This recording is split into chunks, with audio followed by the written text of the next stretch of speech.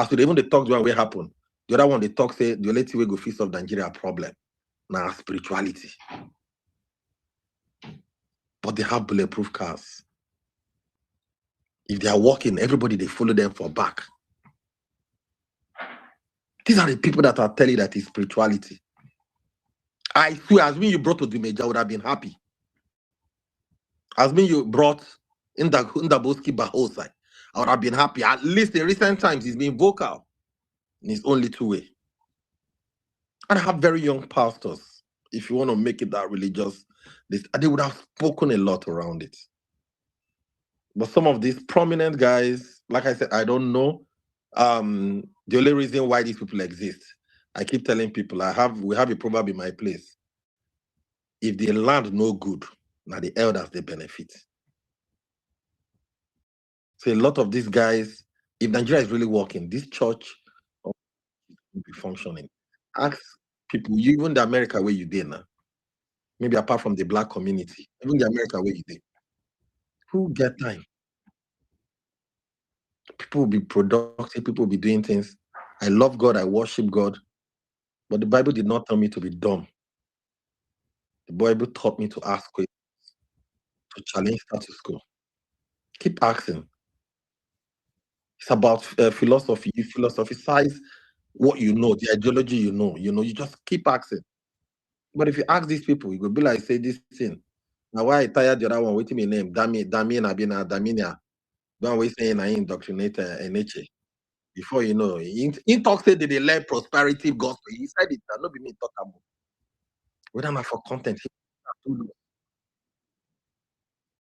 So please, Save Group Nigeria should focus on the real impact of why they opened. You talked about education, you talked about a lot of things. Stephen, the front burner of this group is to save Nigeria. Other ones could be add-ons, which is not less important. So I'm not trying to trivialize some of those supports again. But the key face of Save Nigeria, it is what is happening, especially the killing of Christians. Let's call it what it is. And if we are I want to know the difference between Mike Arnold's group and Stephen's group. Why Mike Arnold is willing to lead the protest, but Stephen will be feeling response time once that. No, wait. Before that response, I want to take us back to 2010. Charlie, hold on.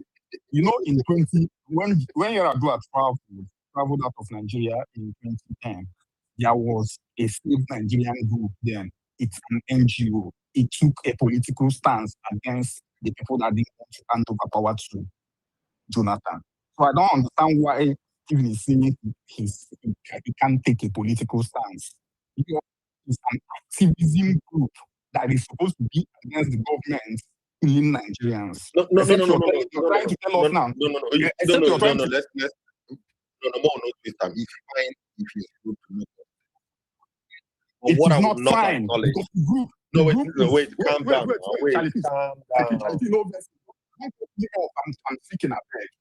He didn't say his group doesn't want to. He's saying that he's not allowed to. That's why Mike came up saying he's not saying that he doesn't want to. Say he's not allowed to.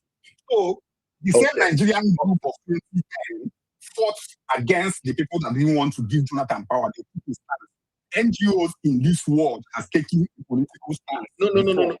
I don't know why you're saying you are not allowed to. Calm down. See, fighting for Jonathan was not political. See, at that point, NGOs like that speak the truth. It could be anybody. Okay. Fighting genocide in Nigeria is a political stance. Is that political thing? Is the truth? In our reality. Coming out to tell these governments that they are evil. It is not political, it is the truth. Distancing yourself from people that are speaking in favor of the government. That means Mago don't enter the problem. Coming out to call the government out, no matter who is there, is the truth, is our reality. We've seen it. I told you the numbers are this thing. Nigeria, as at March this year, Nigeria has spent 6 billion, half of the year, 6 billion on ransom payment. That is about 300% as at 2015. 2015, about 1.3 billion in kidnapping. So it's lucrative business. We are coming out to speak this. It's not about political understanding. It is my reality. All right. It is Nigerian reality. All right, guys. Let's be conscious of. Requests that we have. I just looked at the number of requests now, and Yeah. it's like a traffic in Lagos flood. Um. All right. I'll go down so you can let somebody else up. But I'm still on my point. Why is it that Mike Arnold's group can do protests, but Stephen's one cannot do protests? So I want to know Yeah. why. Just let him answer. I think he was about to do that when you asked. Don't care. It be like that. I said they made a note to pray. Stephen, are you still with us? I'm still here. If you want me to Go speak, ahead. please let me know. Okay. Again, thank you everyone for the passion and all you have said. I've heard it all. Uh, like I said, Save Nigeria Group is not the umbrella group for all Nigerians in diaspora. I did not. I know Mike alluded to one of his posts, self-appointed spokesperson for Nigeria diaspora. I think he was referring to me, even though he didn't mention my name. But I am not the self-appointed spokesperson for Nigeria diaspora. I'm just a concerned citizen that believe that we must put our issue forward. The challenge we have is that the passion I've seen in this room is not replicated on the ground. When we are in DC trying to mobilize, Nigerians do not show up. As a matter of fact, what we are not talking about on this case is that there was a rally on June 20th. Nobody said anything about that rally. It is Did live you even streamed. come to tell us about it, Stephen? You people keep saying that nobody's talking about it. It's not as if you don't know the way to Twitter. Did you ever come to us and tell us that we should advertise it for you, we should talk about it, or we should cover it live? I did. I also posted it on my timeline. And Yeah, then why should anybody be checking your timeline? we I'll follow Stephen, I you. don't think you did that. If you did, And he's on our ninja group. You're on our ninja group. You could have put a message there saying, you could advertise this thing Auntie for me. Dunkel, now let me No, try don't respond. anti me. Don't be talking and be blaming people. This is the problem. You don't have leadership skills.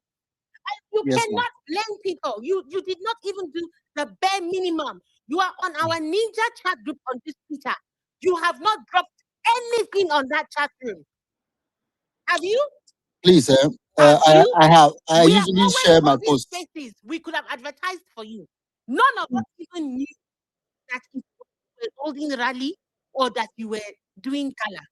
Did you advertise to us? Did you put it on the chat room? Did you? I did. No.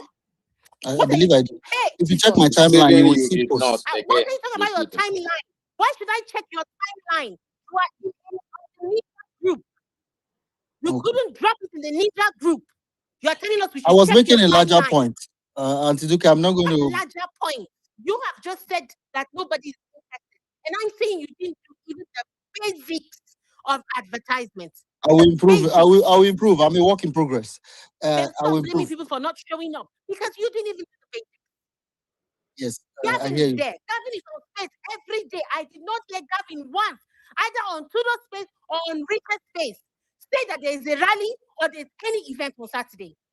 He's on space for hours as co-host. Right. And he's your director on your website. But you are Right. blaming the people for not showing up, and you people do not even do the basics.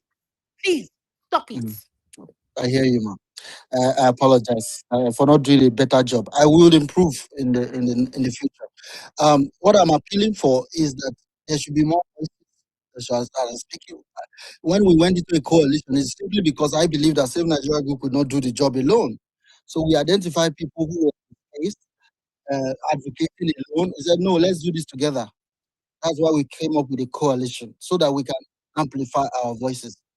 It is sad that a lot of anger is coming and all that, but I recognize why. But what I will say is this: the efforts we are making, however small, is yielding some results, some tangible results. And I can tell you for free. For example, there's a bill before Congress, which, if you're in America, I want to invite you to engage your Congress members to support that bill. It is called Bill 7457, and it is the Nigerian Religious Freedom and Accountability Act of 2026. We helped put that bill together. Amongst other things, that bill is calling for sanctioning of sponsors of this terrorism, cutting funds and weapon supplies to them, providing aid for the IDPs. This bill is before Congress, and you can do something about it on this space while you continue the conversation. I'm here to listen. I don't claim to know it all. I value everyone on the call, and I respect your opinion. I would have liked a bill that said that Please, Pastor Leo Auntie Dunke, did not please get don't visa vex, to eh? America, not to talk of going to Auntie attend Dunke, please, awards. can I just say this? I beg Jago to kindly bring me up because I wanted to just listen, right? See, it's very unfortunate that you guys do not. Let me not say you guys. Some people in this space have not realized what has happened in this space. Unfortunately, and it pains me. Remember when I first picked up the mic to speak, in this space, I came in defense of Stephen until I went and I actually understood what the whole discussion was about. I had to peruse through his page, and I told myself, this is even worse than I even thought. I will say this, I'll say categorically. Stephen is somebody I've always cherished and respected, but I will tell him here, Stephen is completely compromised. And I'll give you the reasons why I believe this. I don't want us to continue on this back and forth. It's fruitless. And I'll tell you the reason why. The entire Save Nigeria group, Stephen, you will not tell me that what I'm about to say is a lie, was built off the back of the P2B and the obedience movement. You will not tell me that what I'm about to say, that what I'm saying is a lie. You know this. Prior to 2022, there was nothing like Save Nigeria Group, at least the one that you headed. That group was formed, championed, and pushed on the back of the obedience movement and Peter Obi. That was why you formed that group. In fact, I make bold to say that when you formed that group had nothing to do with being a non-governmental organization. It was purely about fighting the APC in 2022. When it turned to a non-governmental organization, an NGO, I do not know. It is your prerogative to decide what you want to do with the group because you were the one who was always hosting spaces in the name of Save Nigeria Group. But what I feel like you are doing here that is so disingenuous of you, and you know me, Stephen, I've always respected you, but at this point in time, I think I don't have any reason to go back. Is that you are coming up here to look us in the face and tell us that you cannot protest, that the Save Nigeria Group is not a political movement or a political organization or does not support any political party. But Stephen, you have all protested in the name of this Save Nigeria Group. Why I believe that you have been compromised is because you cannot come out in 2026 in an era that you are inviting E.A. Adebayo, one of the biggest APC shield, as far back as 2014, 2013. It was actually, discovered that E.A. Adebayo was running Redeemed Christian Church of God as the religious wing of the APC. In fact, what you do not know is that they were very much instrumental in bringing Osibanjo as the VP of Buhari. They were very much instrumental. Their input was sought. So it is funny that one of the biggest shield of the APC, the same APC, Stevie, my brother, you claimed you were fighting. Today you are bringing somebody like E.A. Adebayo, and you know that this man is a shield for the APC. You know this. You're not gonna, Stevie, you are a very intelligent person. Let's not come up here and play dumb or pretend that every single person in this room is a child. We are not. And you know that we are not. All of a sudden, E.A. Adebayo is the person who is coming to speak on behalf of persecuted Christians. When the same E.A. Adebayo has never found worthy on the floor or on the grounds of Nigeria to speak about the same persecution. How did you get to the point where E.A. Adebayo is the person, an APC shield, an APC shield, a man who has never found anything wrong in Tinubu's administration? You are the person. This is the person you are bringing to USA, and you are telling me that it's not political. This man came to US. You invited him to US, and on the platform that you gave him, he made a very, damning political statement. A very damning political statement that will possibly have serious implication on Christians who are suffering this persecution. At no point did you come out to call him out and say, my organization, Save Nigeria Group, is not political. We do not tolerate political statements. We do not shield for the Nigerian government.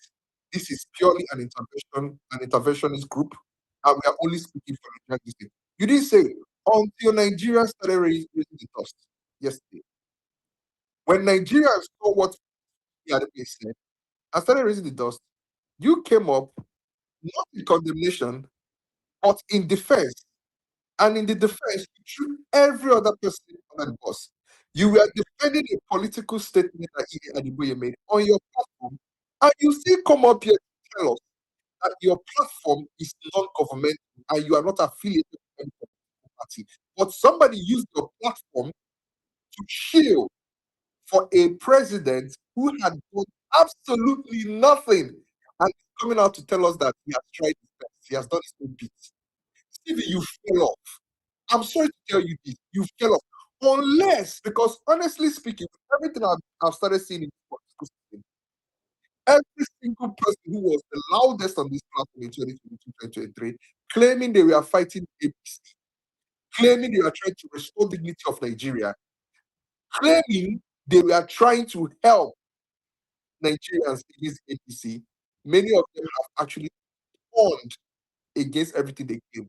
From you to Jack, the builder, to up north, whatever they call themselves, all these individuals, all of a sudden you guys just unraveled.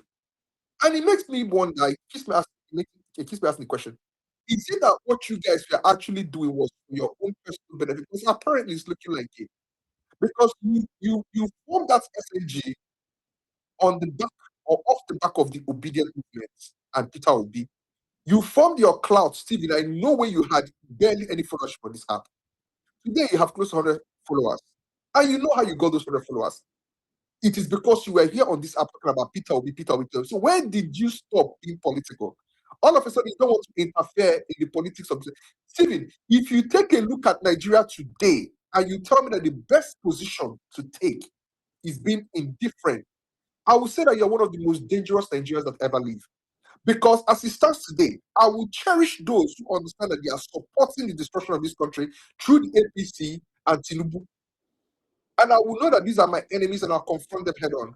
Than people who come out every day to tell us that we do not have a stake in this. We are non-governmental. How are you a non-governmental organization, but you refuse to face the genesis of the problem head on? The genesis of the problem Nigeria is suffering today has and will always be the APC. And you know this, my brother Steve. You know this. You know what happened in this country in 2015. You know the conspiracy that took place in this country in 2014 between David Cameron, Obama, and a whole lot of them that conspired against the safety and the progress of Nigeria and brought in APC to power. And ever since then, it has been downhill. How do you come and tell me that you are fighting for the restoration and the security of Nigeria, but then, my brother Tudo, I think your mic is, this place is about to crash. No, sorry, we're good. I'm just switching device. Okay, yeah, it's showing me that the space is about to crash. So I feel so betrayed, and at the same time, I feel extremely insulted because honestly, I'm not a child. And when people come up here, like Stevie, you are known for protest. You are known for protest. So what was all that protest for? What was it all for? All that noise, or was it because the APC people threatened you? Was it because the APC people threatened you because of what you said? Is that why you're doing what you're doing today? EA Adebayo. So you're not a child. You know that Adebayo is a shield. It's an APC shield. It is not today that we all knew this. Since 2014, 2015, everybody has known. In fact, since 2011, 2012, Adebayo has been known everywhere in this country as an APC shield. How come today he is the one coming? And funny enough, he used your platform to say, "Well, imagine what it means to tell Nigerians that a president who was elected and placed in that position to protect and secure Nigerians has done his bid. That same man is bidding for a return to that same seat in 2027, but he has done his bid. So what they're telling us is that we should not expect any progress. Doesn't that contradict everything you are fighting against, Stephen? Does that control? Grandmaster, also remind him that from 2022 up to 2025, Stephen was against neutrality in politics. Stephen was against That fancy is cars. it. He comes out to Calibre, attack them. that is exactly the point I'm making, because Stephen built his entire movement off the back of political, participation. Stephen, we know you used to be a firebrand on this app. We know all the things you said now. Should we start bringing them out? Let's not come up here and try to deceive Nigerians. Look at how you are playing neutral today. It is so disgusting to witness. Honestly speaking, I still can't believe it's Stephen that I used to know that is speaking this way. I still cannot believe it. You gave Pastor E.A. Adebayo your platform not to come and tell us what the next possible step is. Because those kids that were kidnapped in Oyo State, on the 18th of May, the presidency came and told us that they were going to do whatever in their power to ensure that they get those kids free. That was on the 18th of May. Ever since then, there has been no press statement, no press reports, no updates, nothing concerning those kids who were kidnapped in Oyo. All we've been getting is, blame and counter blame, people trading blame back and forth. Makinde, service chief, Sunday Go. Meanwhile, the president of the country, which Adeboye always shields for, which he went on your platform, on your own events to shield for, is there. So, Stephen, I think you should come out and end with this. You should come out and tell us to simply go out and vote Tinubu. Because if you bring an Adeboye to your platform, he tells us that there's nothing else Tinubu can do. That Tinubu cannot put on khaki and go and fight in the bush. Like we do not see other war presidents being actively involved in combating terrorism. Now we should mortgage our own security to Trump. Ever since Trump dropped the bomb in Sokoto in on December 25th, what has Trump done ever since then? Why must we now completely hand over the security of Nigeria to Trump? Why is Adebayo telling us to hand over the security of Nigeria to Trump? Meanwhile, there is a president we actually elected, a president who is currently occupying that position, who has done absolutely nothing, has never spoken about insecurity, has never addressed any type of insecurity, anything about insecurity in this country. Maybe you should come out and tell us to just simply vote for Tinubu, because you're no longer partisan. As far as I'm concerned, anybody who is no longer partisan in this country is an APC person. If you are indifferent, you are an APC supporter. That is just what it is. Because the situation and the condition of Nigeria is in currently demands that every Nigerian stands up and raises their voice against what Nigeria is becoming today. And if you are indifferent and say come up to tell me that you are fighting against Christian genocide, meanwhile you refuse to address the genesis and the source of that Christian genocide, then I will not take you seriously. So please stop gaslighting us. We are not kids. Those who want to be gaslit can be gaslit. I'm not one of those. I think I'm way beyond this kind of shenanigan. So please, Stephen, just take your fat money that they give you, eat it, become big, become rich, become prominent, go to the capital, mingle with the congressmen and congresswomen, be big in America. It's all good, be fine. But please do not come up here and pretend as if you are fighting for Nigeria and the person who comes to speak on your program is a Pastor E. Adebayo, an APC shield, a hardcore Tinubu APC shield. Thank you very much, Ayuri. Oh, Tito Banks, I thought you were back. No, I am back. I'm actually listening. Please, go ahead. bro. Maybe Stevie may need to respond to all of that. I mean, I'm not surprised we're still on this issue, but yeah. Well, it is what it is, bro. Organic flow. We were on the issue. Gavin came and talked like a reasonable human being on like early in the morning. And then Oh, Stevie now said, he has seen the light. He has seen the that light was now terrible. suddenly. He talked like proper pastor and politician all combined, took responsibility, blah, blah, blah, blah, blah. Then it now came down to, okay, Stephen, really, you should be holding a protest if Tinubu shows up in America. Stephen tell us, say, a non-profit is not allowed to hold protests. When Mike came up and said is a lie, because he also has non-profit and he's holding protest. Unbelievable. Stephen saying a non-partisan. That's why Grandmaster Vex come up. Not the way we never hear. We still did there. Oh yeah.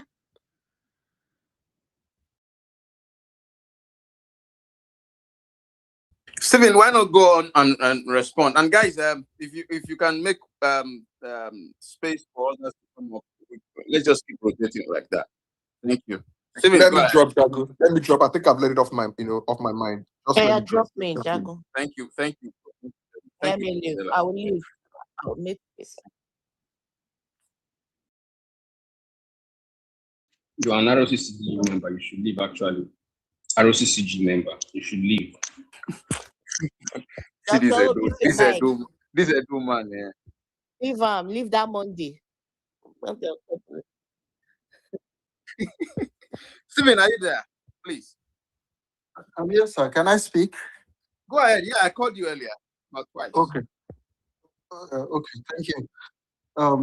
The Grandmaster, you said something among many things you said was I should enjoy my money, enjoy activity in DC, etc., etc. Well, I'm not a paid person. I'm not doing this for any of that. It's coming from the right reasons. Of course, nothing is hidden for. If you think I'm lying, eventually you will find out that I'm not. But I'm not paid, and I can never be paid. I recognize the stakes are high. That's why we are all on this call. This is my constituency, as it were, right? That is why I'm also here. I've cancelled everything else to be here because I prioritize everyone on this call. It pains me that it is looking like I'm here to keep bashing, angry, try to defend myself. I'm not actually trying to defend myself, but I want to make sure I'm here to answer the questions that I can. Stephen of 2022, 2023, 2024 was a member of Labour Party, active, obedient. I actually ran for elections, campaigned across Benin, and did all that. I had a support group. I have resigned from the Labour Party in 2024. I have not joined any other party. The reason was to see what other role one can play to make changes. Again, this is just individual trying to do the best they can. In America alone, I'm sure there's a million Nigerians. This is one person trying to do what he can. I'm not suggesting that I am the best. I can never be.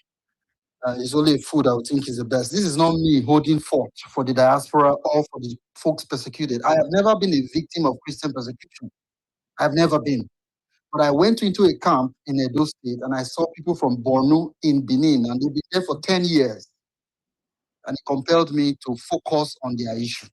And since then, we've delivered items. As I speak to you, we have a warehouse packed with clothes, shoes, stuff. We are still going around churches to collect. The rally we did on June 20th, we went around churches in Maryland, Virginia, DC, asking them to join us. We went on media, we put it on paper, press releases, flyers everywhere. If I forgot to come to Obedient Ninjas, it's an oversight. Simply because I was on ground, actually moving place to place. We went to some churches, we went 3 times. To impress upon them that there's a need for the Nigerian diaspora to come together and make the case that what is happening in Nigeria must end. Because I'm not looking for a career in advocating for genocide. I'm looking for a way to solve it. A way to solve it. That is all the point. The reason you hear me say I'm not partisan is because indeed I am now working in DC as a leader of a non-profit, engaging US government. They will not deal with a partisan. As a matter of fact, if I represent a foreign government, I will need to declare what they call FARA declarations. I can get into major trouble if I represent Nigerian government or a politician without declaring that. So the more reason you stop calling us your first constituency. So that means you are not your first constituency. You can't go to no, I'm not waiting. We have to keep picking it. I will lose my train of thought, madam. No. We are not waiting. We are not your first constituency. Because if it was our first constituency, Obedient Ninja would be the first person to have the flyer. Oh, please. You don't have the flyer. And now in your second sentence is second breath. Let me. Your constituency. No, I hear you. Your constituency. As a matter of fact, they're going to take you away from that obedience, whatever. Now, any connection we have with obedience is you are disconnected from this moment. If that is what the decision is, you don't need that doubt. And that is why you are not going to go there to go and stand on our behalf to say you are protesting. If Arnold is going to protest, if I'm not going to be there, I'm going to send my seat there to go and represent me to protest on my behalf. Because insecurity is still back there. Arnold is not partisan. Arnold is not on the where do you say where is it that you are now? You're dining with the big ones, with the big guns and the senators and everything. It's okay. Everybody has their thing cut off. But what I'm not going to stand for is for you to say save Nigeria. I am a Nigerian. I have a voice. And before you start standing for me, and I don't agree with what you're standing for, you have to just recuse yourself from me as an obedient. That is just what I want to say. You save Nigeria is a big umbrella. Anybody can belong underneath. You have to have leadership like you are the leadership, but you cannot be gaslighting us here. And we are not going to agree with that. Is not my intention, man. I understand you are. No. You see, you have several intentions that are not intending. If people are not seeing it, some of us have ears to hear, and we can pick things as the way they are being thrown down. So let us begin to pick it one after the other. So what I'm saying is, you already have your organization, Save Nigeria. Thank you. You are not. What is it called? You are not partisan. Thank you. So anything you do is for what you want to use it for, which is very understandable. But what I'm saying is that insecurity is still in Nigeria. 40 children are still inside the rain, and we do not see the reason why the person that is supposed to be in charge is going to come to America, and Nigerians will not go there and say, no, sir, what are you doing here? Go back home and take care of the insecurity. And somebody is standing and telling me now that they cannot do that because they are not partisan. Maybe I'm crazy. I don't know. Because since you've been here, I've been crazy. I've been yelling. Because I'm really, really upset the way you are being slimy like a catfish, nowhere to hold you. I don't deal like that. I'm an Ekiti girl. Original, 100%. White is white and black is black. We are not going to start going around in my room. Everything you've been saying about it since you got onto this line, you're not telling me anything new. So I don't know why we're still on this subject. You're not going to go there to go and protest that Tinubu should go back home. So why am I listening to you? I rather listen to Arnold that is going to go and carry placard on my behalf, that I can do whatever I can do and do mobilization that will make them know that Nigeria is still burning. That is my point. Thank you. The price of egg in Nigeria is 5,000 naira because somebody is there. People cannot buy that. My brother is still sitting there in the mall. I'm going to buy him in August because of Nigeria that happened to me. What are you talking about? I'm sorry for your loss, man. My intention is not to. You have to understand. I'm sure by now you understand. I'll let you finish. Hold on a second. Right. So, all this that you are doing, right? Unfortunately, it's not fixing anything. You get it? It seems to me you have gotten caught up in the entire. You're talking more like a diplomat. This is not the fighter that I was partnering with months ago when we were hosting spaces and lending our voices to Christian genocide and the advocacy surrounding all of that, right? Pastor Adebayo that you just centered and gave an award to is how many kilometers from your state? I haven't read anywhere where he visited those people. I haven't read it's anywhere. about 1 hour, 30 minutes by car from where the kidnapping happened. Exactly. Jabu broke down that's distance yesterday. Orire local government, somewhere in the Ogbomoso. I can also add. Hold on. I can also. Hold on. This man has not. First of all, not only has he not visited, he has not used his bully pulpit to even address the situation. Talk about Michael Oyedoku that was beheaded. Talk about the little 3-year-old girl that died in their custody, in captivity, and all the other people that are still being held. He has not once mentioned anything about those people or all the other victims all around the country. And this man, you took him all the way to the US and you gave him that platform, and then you allowed him to say that the president has done his best. Stephen, you have to see. And then gave him an award afterwards. So you have lined up the very people who are denying the existence of what you are about. That's what we're saying, Stephen. You have to see that. I hear you. Caught up in the diplomatic process. You might say, okay, power brokers, senators, U.S. government, State Department, nobody said America, all of us believe. All we are saying to you, brother, is that you have left your first love. Now you are rolling with the big guys, and it seems to us that that voice you had for the downtrodden, for the victims of all of this terrorism, Christian genocide, you've lost it. Tudo, thank you very much. Again, I apologize if I come across as sounding like a diplomat. I'm not.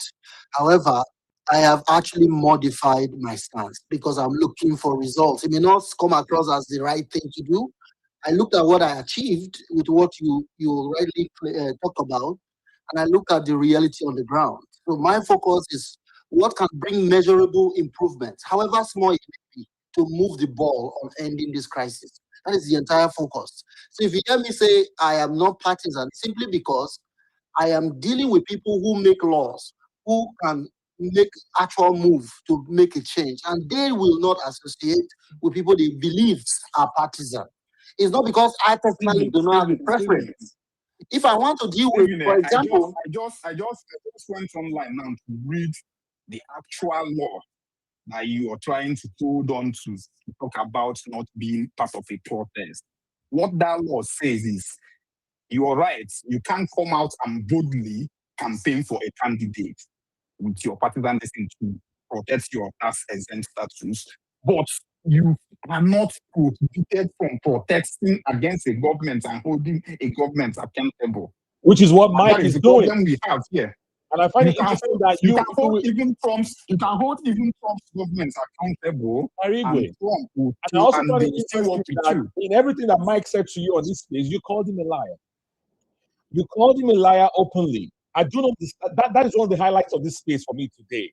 Number two, Stephen, what we are saying here is this, right? Regardless of your methods and how you think is the best way to go about this, we are saying that you are platforming the people that whose views are completely anathema to what you stand for. That's what we're saying. You are saying there's Christian genocide. I've heard that now. I've heard what you have said, but I did make clear earlier that I did not just invite Adebayo. Just that you pick what you want, but the truth is that I invited several plenties. That is not the only person I invited. I have the record. I mentioned that Leah Sharibu was honored at that event. Leah Sharibu is still not a hero. Let me give it to you. Listen. No, wait. Adebayo is the only person you felt the need to come and defend out of all the people you invited. No, because basically it's the only one causing all the ruckus. Stephen, now let's say you have your good intentions and everything just spiraled out of your control, and you had the chance to go out today and distance yourself from at least that portion of the comment that has obviously created this fire all around the world. Nigerians all around the world condemn those comments. And what did you do instead? You chose to label all of us Tinubu supporters. Brother, no, that is not. That is an error. I apologize for that. That is not the intention. You apologize. Yes, that's not the intention. So are the you going to retract the intention. Let me say why. Are you going to retract? Let me say why. Why Before you do, are you going to go out and retract the comments? Comments around political statements, which is trending, is not what we stand for. And even Adebayo said in his speech, which is the full speech, that this is not a political platform. He said he's here because it is not a political platform. That's just one example. There are many others who showed up because it is not a political platform. Characterization. He said that. I didn't put that in his mouth. Anger as APC supporters, are you going to retract that? I will make clarification that is not my intent. Yes, I will. I wait for that clarification. No, absolutely. You can best believe that. But let me quickly say, again, it sounds like I am dressing, I'm gaslighting. It's unfortunate, but that is not my intent. I want to make clear that I am deciding to do what I can on the issue facing our country. I'm happy to welcome more folks who can do it better. I'm not saying that I don't have I was not appointed to, somebody said I'm against protesting against Tinubu, for example. I don't stop anybody from doing that. Why would I do that? It's their right. I'm doing something that I think is best, making some improvement, since credible gain. Like I told you, the bill, countries spend millions of dollars to get a bill before Congress. We are doing it without any dollar because we are always there appealing. Again, whatever we do, of course, we are doing it for posterity's sake and for humanity. I don't expect to get appreciation, but it is just out of compulsion that somebody has to speak the truth. And Ezekiel Achomo was platformed. He did not only speak for 12 minutes, he also got an award for his role. Isa Abuba, the same thing. Leah Sharibu, the same thing. But of course, it won't make news. All these things will not make news. No, because Karigo was saying that how come it's only APC people at platform, but that's not correct. The rally that we did, you didn't hear about it. Dr. Aveda King was there as our special guest. She talked about her mother committing Dr. King's committing to Nigeria, and she is asking President Trump to please don't lose sight on Nigeria. She said that on 20th. People are talking because we are engaging them. Those people will not talk to us if they think we are partisan. It's just me doing this. It's not because, how would I put it? If I want to be radical, how far would that get me? I'm looking for solutions. That's what I'm focused on. If you think you can do it better, the field is open. Washington DC is open. It's open. I'm not stopping anybody. I'm just saying this is what I'm contributing. Wow. As personal cost. Stephen, there you go. I'm not saying that I'm right. I'm not right. But I'm making my own contribution. Please. I think we're done. Honestly, my head is Hold on, guys. I think we're done for today. Hold on, guys. Once you go to Washington They DC, say when you are in a hole, stop digging. Stephen, you are still digging.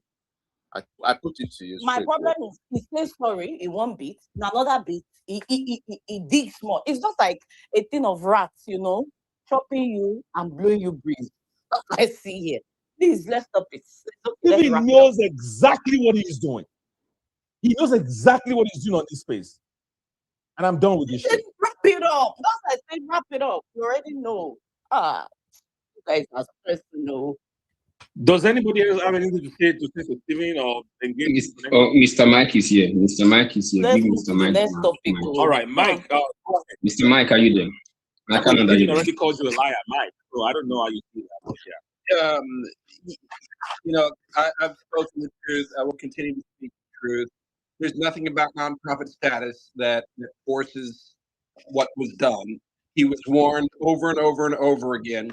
And I made it very clear that, at an event like that, it's not playing to the room that matters. It's what video comes out. When I went to the Abuja press conference, I was stuck in a photo shoot with Issa Pantami, and I flipped the bird at the camera against my chest, so there was no way a picture of me could be published standing next to him. You have to be mindful of those things. And I warned that DCI loved the rally. They posted lots of clips from it, and Stephen shared one of their posts from DCI. Loved the rally. And they didn't even have to say anything about the gala. It did it itself. It's done. Their job is done. Trump is closing the door. And that if the gala could have prevented that had the messaging been solid, but it was mushy, congratulatory, and you can't argue with the results. What happened, and it didn't have to happen. It was there were warnings. Every dissenting comment on the group he quickly deleted. He didn't want to care about anybody's. Oh, you have different opinions. He doesn't care. And I'm not. Look, God trusts me in this position. I haven't sought it, but I think I know how to impact the narrative. I think I know how to impact Trump. I've done it many times, and it's not by kissing ass in the halls of Congress trying to walk around so you can hold up a banner behind a congressman and take a picture in the hallway. That doesn't get you any respect anywhere. That just gets you deeper in the swamp. That doesn't move the needle. There's a very limited window here, and I'm afraid it's shutting now when we could have actually gotten the message across. And that's all been pissed on out of personal ambition. It makes me sick to my stomach. If you have any questions about the veracity of anything I'm saying, I will post the screenshots. God almighty. Okay, thank you. No, obviously, I mean, look, we can all see it. I remember when I told Godswill, I said, Godswill, have we lost it? Tinubu won. It is what it is. Tinubu has won. And Stephen, $9 million. Unfortunately, you are part of that whole plot sequence. Whether you like it or not, you are part of that entire sequence. Let me tell you. Please.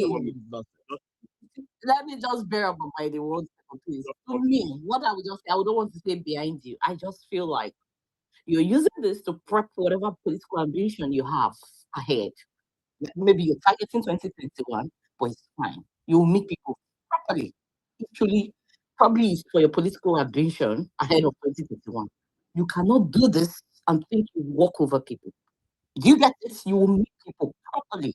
Absolutely. Is always concerned about the external forces. Do you know why?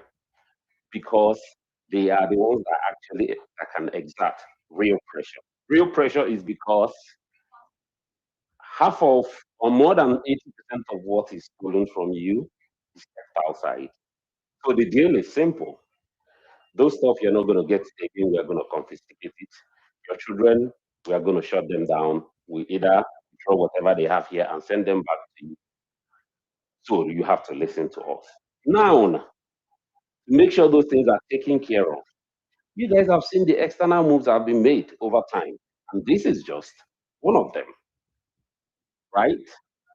The church has played critical role in human endeavor from minute one.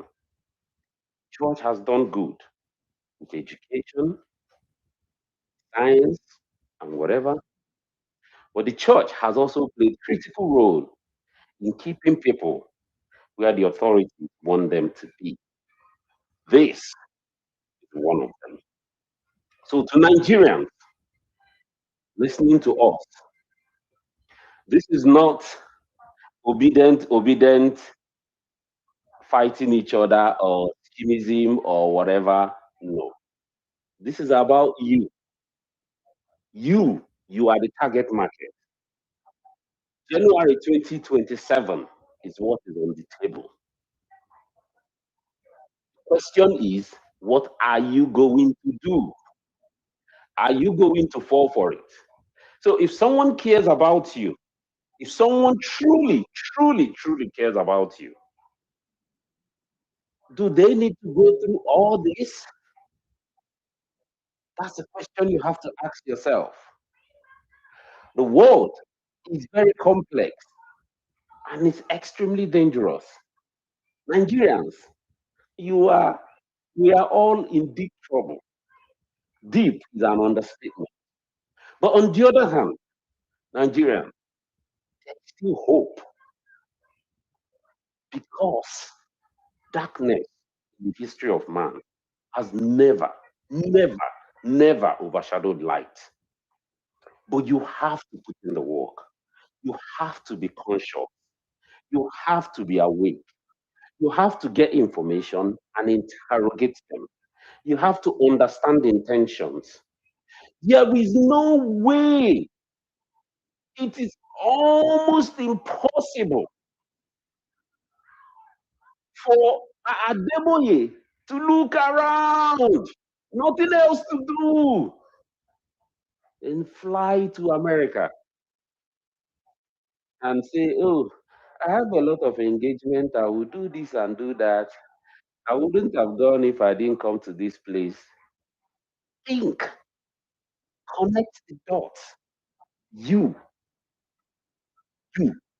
are the targets. So when we have this conversation here and people come up and they say all they want to say, and at the back of your mind, you're thinking, what is this? What is that? My presentation is to help you see a bit of clarity about NGOs, what they've done in Africa, how impactful they've been, if you can judge them or if you can look at them or review their actions in that way. And also those people that set up NGOs and play around the NGO sphere in America, how they get rewarded and recognized for that effort. Then on the other hand, you ask yourself, why all this brouhaha is because of you. So don't lose sight of what matters. Be ready to put in the work. People would always do their bit. You make sure you get your PPT and get ready to do your bit. Thank you, Tudo. I'll go down to listener section.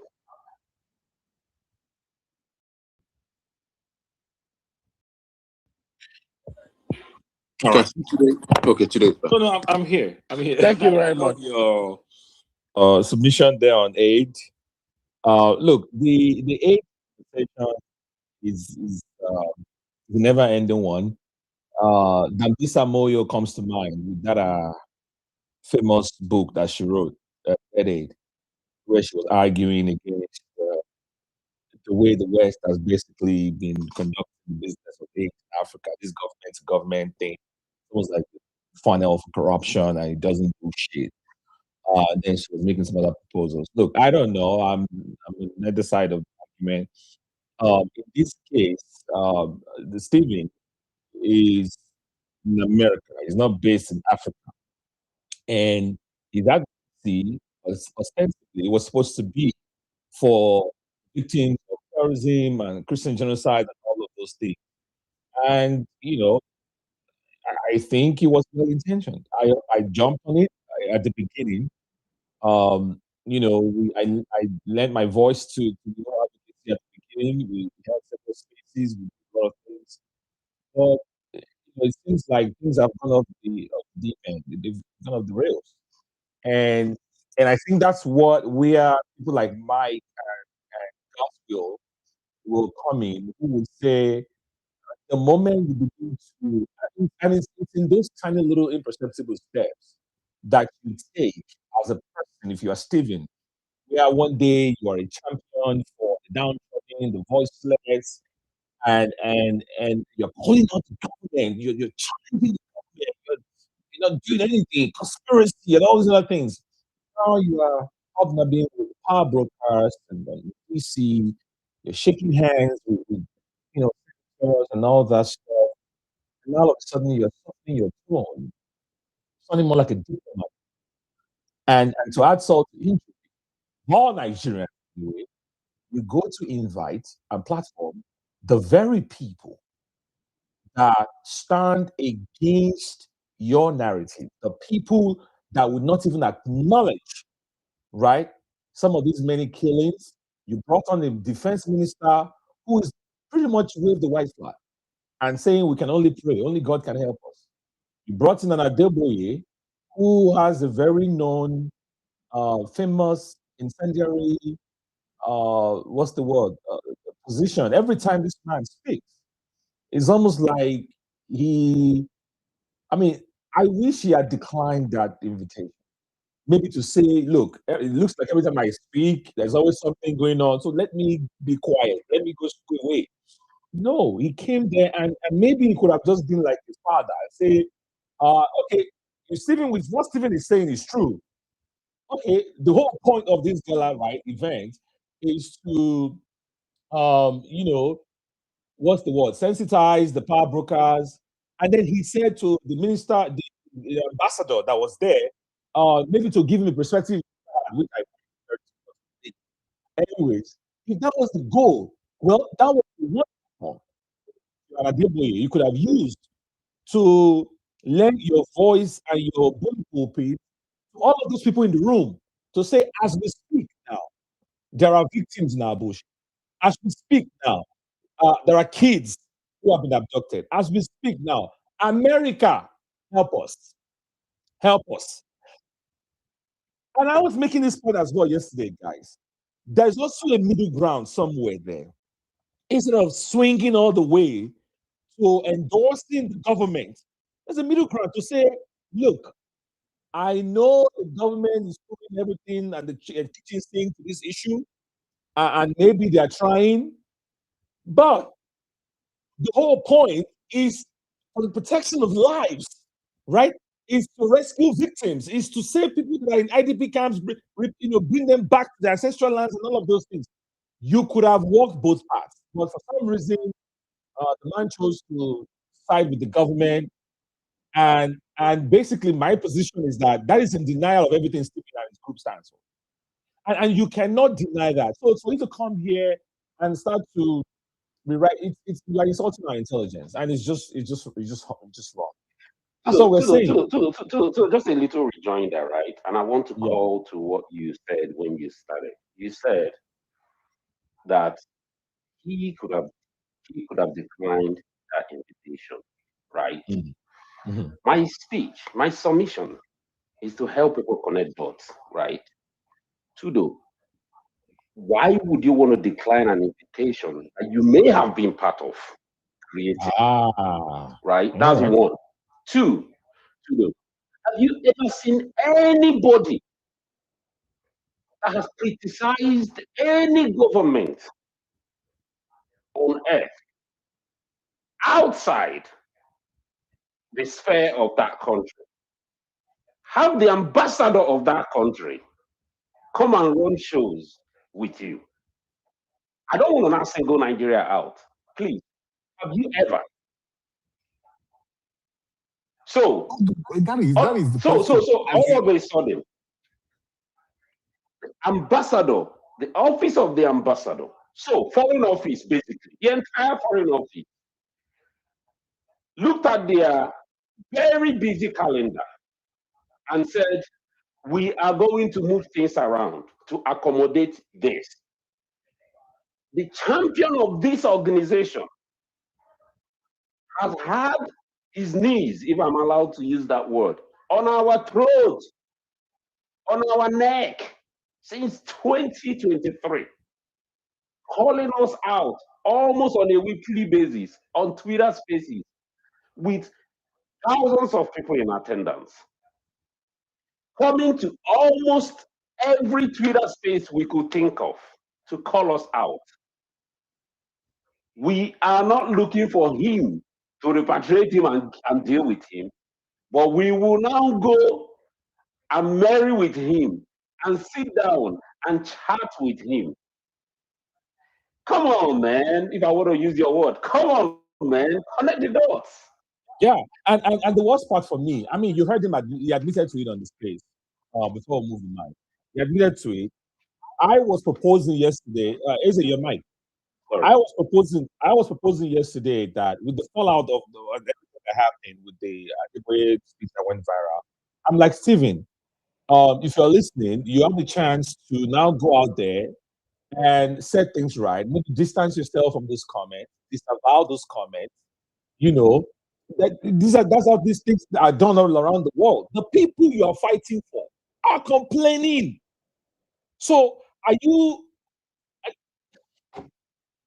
The whole point, the whole reason you exist is for people.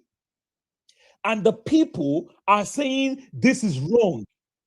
And you now turn around and say all of you are crazy in the head. You are all wrong. I know what I'm doing. What the, like, seriously? Tudo, please, finally, 10 seconds, then I'll go down to the last section. Really, for real, right? All right. Another final point that people should be able to connect, right? So in Nigeria, those days when we did stay unionism, right? And we did church, like big part of the church, big part of student unionism because we cared about progress, right? Giving an award, everybody here listening to me that I have done this, you know. Giving an award is one of the ways to get people to put their hands in their pockets and do something. Let me tell you why. If care is not taken, right, maybe close to 2027 election, there may be a jingle, a short video that would say the effort of this government was even recognized in the United States. Wait, now the red carpet. The red carpet is about to be rolled out for Tinubu in it's coming. Right. So people would now say, oh, even outside Nigeria, the effort has been recognized because the Minister for Defense or the whatever for defense was awarded this. And you know what? When this jingle will come out close to January 2027, we would have forgotten this conversation. We would have forgotten that this event happened. But people that will see that placard that has his name on it, right, would say, oh, that's true. Pay attention. Even in your village, everybody here, you know this. If you go to your village tomorrow and they think you are beginning to get some fresh air close to you, the church, the village community, they will call you and create one award and give to you. And when they give, there's a reason why they give you that award. Award is not just so. Why don't you come up and say, okay, we are going to put up these videos or these pictures here. We are going to read citations on them to say what they have gone through. These are the victims. When you chose, see, award has significance, and we are going to see it. Thank you. I'll go down to the next section. No, thank you very much. All right, so let's move on very quickly. I find it very difficult to believe that Stephen is feigning this ignorance that I don't understand, this naivete that doesn't make sense to me. He's a politically savvy guy, and you cannot tell me that 9 million my own. I know, right? So It will buy you a lot I of just largesse. By the feel, way, Prince I Della, think Mr. Gavin has, kneeling down. it's only Mr. Gavin that has sort of apologized. No, hold on. So I think he he gave spoke he well. offered some apology He there. spoke I'm well. looking forward to him rewriting that statement because he mentioned it to me here before he left. And Please don't have he your was going to go expectations back too and high. rewrite that statement. I'm looking forward to that. Don't have your All right, expectations too we high. shall see. Who has not spoken here in this section? Nicholas, are you there? Demark, who hasn't spoken? I haven't. All right, Demark, welcome. Go ahead. Yeah, thank you very much. Thank you, Jagu. Good evening, everybody. My ear just filled up with a lot of actual nonsense from Stephen. I call them nonsense simply because most of us are here in this platform since 2022, following up with Stephen and some of the things he does on his platform. Some of the times when he comes on platform, very few people, but all of a sudden gaining followers, gaining voices at this stage. He went into for an election in the state. He was just running around. Then at the stage after the elections and all that, he disappeared. He came on again at some point with this Christian genocide way to do. And some of the guys on the platform joined and start amplifying. It's very saddening that we'll be hearing Steve, try to justify the mess that he made in the US. And the way he came out, trying to defend himself in the whole thing was not well thought out. Yes, he and his group, Save Nigerian Group, organized an event and he invited Adebayo that he knew is a government religious spokesperson. Given a platform to come and say what he said. Essentially, that government cannot do much. They've done their best.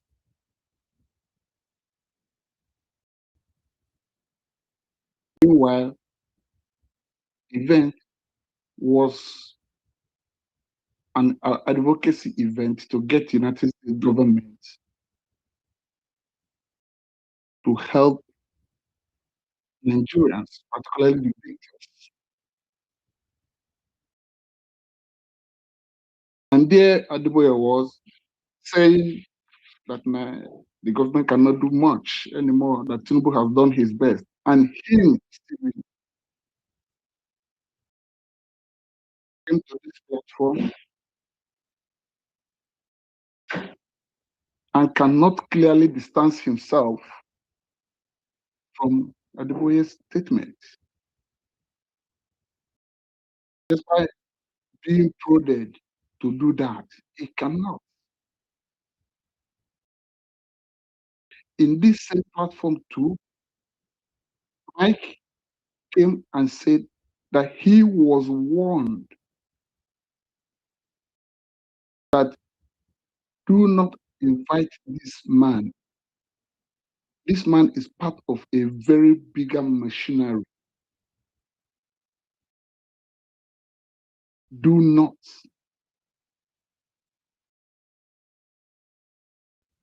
He ignored and went on to, invite. When I saw the picture where he knelt down and appeared, the man was touching his head like Nnamdi Kanu, blessing some people, some of those videos. I was like, what is going on here? I sent a message. I said, Stephen, can you explain what is going on? Because I can't understand that. Assuming he's still here, I could have asked just very simple. He was saying that he wrote to all the ministers, several ministers or whatever, and only Adebayo came, and Oyedepo sent representative, and few others from the middle belt came. I wanted to ask him, how did he contact Adebayo? Who gave him the contact?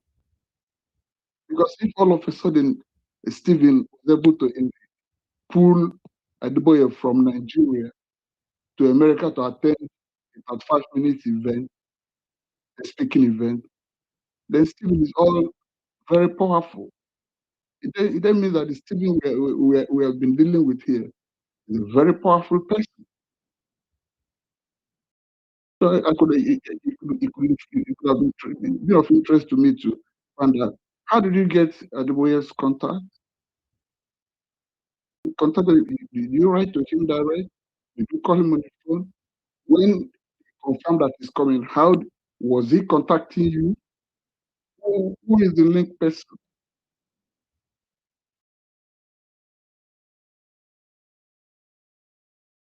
And when he was being warned not to, did he ask a question? Why? Mike said he was. Did he ask a question? Why? Why should I not invite him?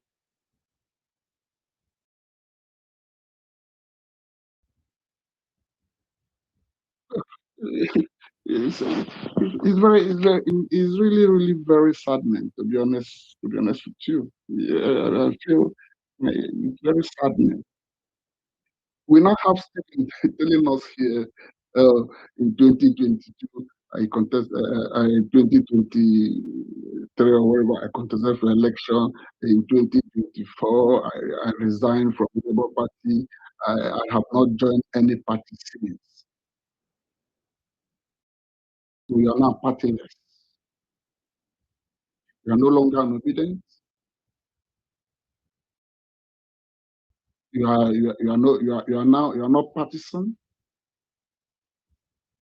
You are no longer radical. Meanwhile, you are using obedient media's platform to propagate your group.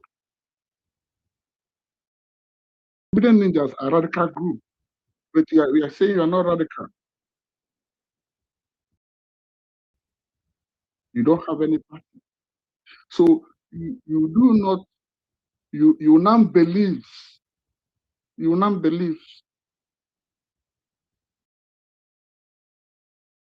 that a new Nigeria will be possible through another platform.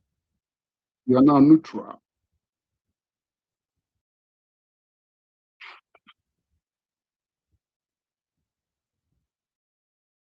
It is very clear that something is very, very wrong somewhere.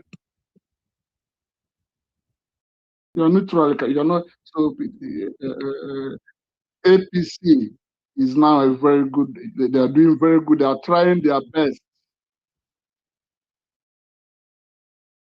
Stephen is telling us that, oh, I resigned. I'm now part. I've not joined another party because and for and Demark, for all the story about I can't go there and talk like this and talk like that.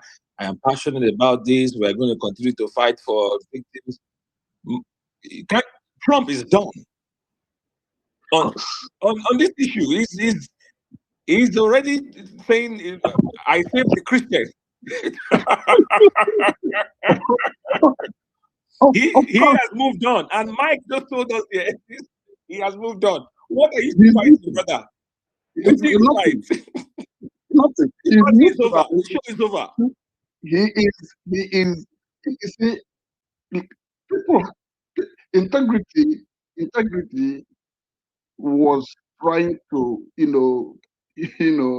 steer him to a path so that he can present his case, very well. He still deviated. Even this guy, this guy that said that he's a member of the board, I'm forgetting his name now. Gavin. Even Gavin, came in to try to address some of the issues, such that he himself will take over to address some of the concerns. But because he has gone too far, he has actually gone too far. He's not seeing himself in the midst of Adebayo, Nigerian ambassador to America. He's putting rules on people. He couldn't even retrace his steps. He remains supposed to. What remains of him is to tell us that, look, anyway, he has already said that, because he said that his concern now is looking for a platform on how Nigeria can get better. His own, all what he wants to do, whatever he can do, wherever he is, to make Nigeria work better. So even if it involves working with Tinubu APC, which obviously he is working with now, he doesn't care. I tell you what, I don't even hear about Stephen's moves. I'm not at liberty to share on the public space. You'll be shocked. It pain me as I listen to the guy, honestly. Anyways, brother, try to wrap up in like 2 minutes so I can move to Mike. Thank you. Anyway, I think I will have to stop there. If he comes back here, it will be interesting for him to tell us, who are his contacts, how did he? Because if he tell us who are his contacts, how did he contact this guy, and how they were relating ever before the guy came, and are they still in communication? Of course, he would have made there that they already have some cons. So it's very sad. It's very sad that we're having this kind of people, all this anti-conquest. Because when they do all these things, at the end of the day, they become absolute bad themselves. They have no house up, they have no house down. They become bad, because they will not be revered by APC, neither will they be revered by 1 million Nigerians and obedience. And that is the position he has found himself now. He completely delegated himself, from well-known Nigerians that he has been pretending to be working with. That's unfortunate. And why are my friend? Thank you very much. Well said. Sorry All right, guys. to the novice. It's just to comment on the comment section. I just posted something there. There's some non-governmental organizations, civil rights organizations that are also taking political stand. I just browsed and I posted a list of them in the US, contrary to what Steven said. Thank you. Thank you. I mean, Mike already debunked that. He called Mike a liar on the open space. I found it very interesting. We were all working together before. I think Stephen hosted Mike a few times. Stephen rubs me up as a hustler. And, I ain't mad at you, bro. Like, do what you gotta do, right? The bills are not gonna pay themselves, right? Do your thing, but come on, man. All right, let's move forward. It is what it is at this point. Sorry. It seems like Renan Mokri will use Mike Arnold to get popularity and then cut off. Steven, cut off. So who is next? Exactly. That's what is happening. Remember all the spaces we had, Steven will bring Mike Arnold and, to prop up. Clearly, this guy has been intentional from the beginning. He knew exactly what he was doing. He wanted me to be part of this. Imagine if I was part of this board, like Gavin now, I'm going to shalaye. Where Gavin did.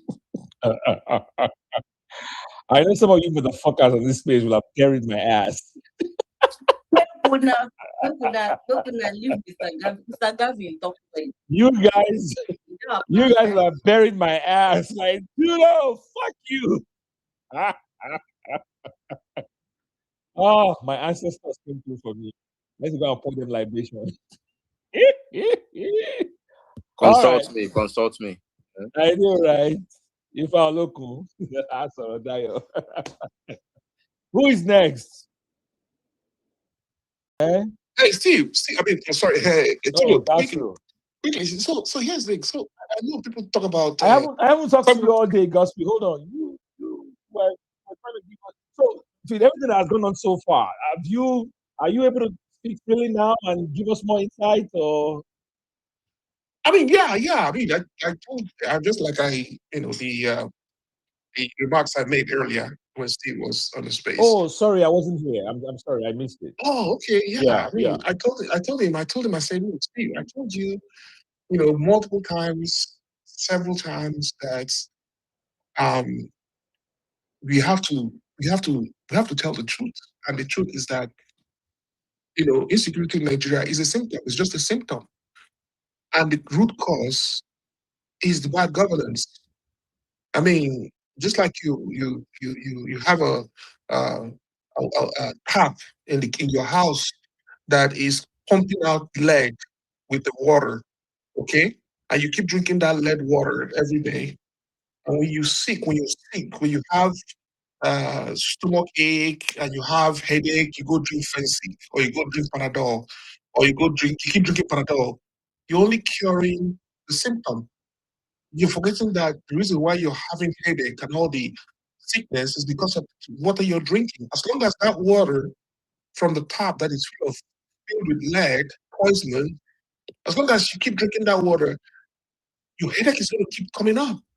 Your stomach ache is going to keep coming up. Your sickness is going to keep coming up. So the fact that you're focusing so much on just the sickness, on just the Panadol and the headache, and completely disregarding the pump, the tap that is lead poison that you're drinking every day, it's just foolishness. It's stupidity.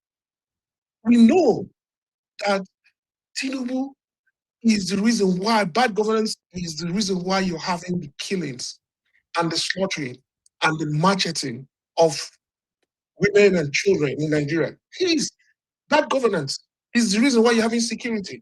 If the bad governance is fixed today, then there won't be insecurity. There won't be any of these killings all over the place. And for the fact that, why I just came up, then to speak was that when I keep telling you this, and I told him this, back, in private and all that, I say, you cannot keep coming up and saying you're not going to be talking about politics, talking about good governance. You say you just want to focus on insecurity. It's just like somebody saying you just want to focus on headache and the pain and forget about the lead poisoning. And let's just keep drinking the water with the lead poisoning and hope that you will get better someday. That's stupid, if you ask me. And I've been telling you, I told him this, I told him, even when we went to San Antonio, I said, Yeah, I told him, San Antonio, it's either stupid or you're just being purposefully disingenuous, right? Because you know what you're doing. Because what kind of statement is that? What yeah, kind of statement is that? Just sort of focus on bad governance. Come on now, bro. yeah, Are you this a congregation of 2 year olds? Even 2 year olds self know better. What the fuck did I just listen to? yeah. The thing is this, even to the extent that we were in San Antonio, I was in San Antonio. I mean, Gavin didn't come, but I mean, Gavin has been disconnected from the whole conversation for so long. I'm more like up to date, like Mike and all that. So I was in San Antonio. Especially what I told him. This is what I told him. I specifically came to San Antonio for that meeting, for that so-called conference, specifically to talk to him because I knew I needed to have a face-to-face with him, and not through Zoom, not through phone call, not through. I needed to sit down, look at his eyes, and tell him exactly what I needed because that was the last opportunity I needed to talk to him before the gala, before this event. I told him, I said, look, Steve, this is this platform is for good, okay? And we really, really want to stop this killing. But we cannot in good conscience be encouraging the US to work with Tinubu. We cannot in good conscience be supporting any arm of government and even having them be part of what we're doing. If there's anything, we have to distance ourselves. And that was when I first came up with this analogy. I said, we cannot be on the same dinner. I go to dinner with the devil and expect not to be violated.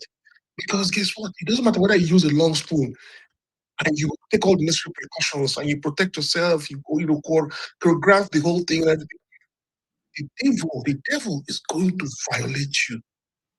He's smarter, he's more cunning, he's got resources, he's going to violate you. You cannot get away from me. That was last, I went to that guy. I didn't even have to go to San Antonio, but I went there because Mike was there and he was there, and I needed to sit down and speak with them.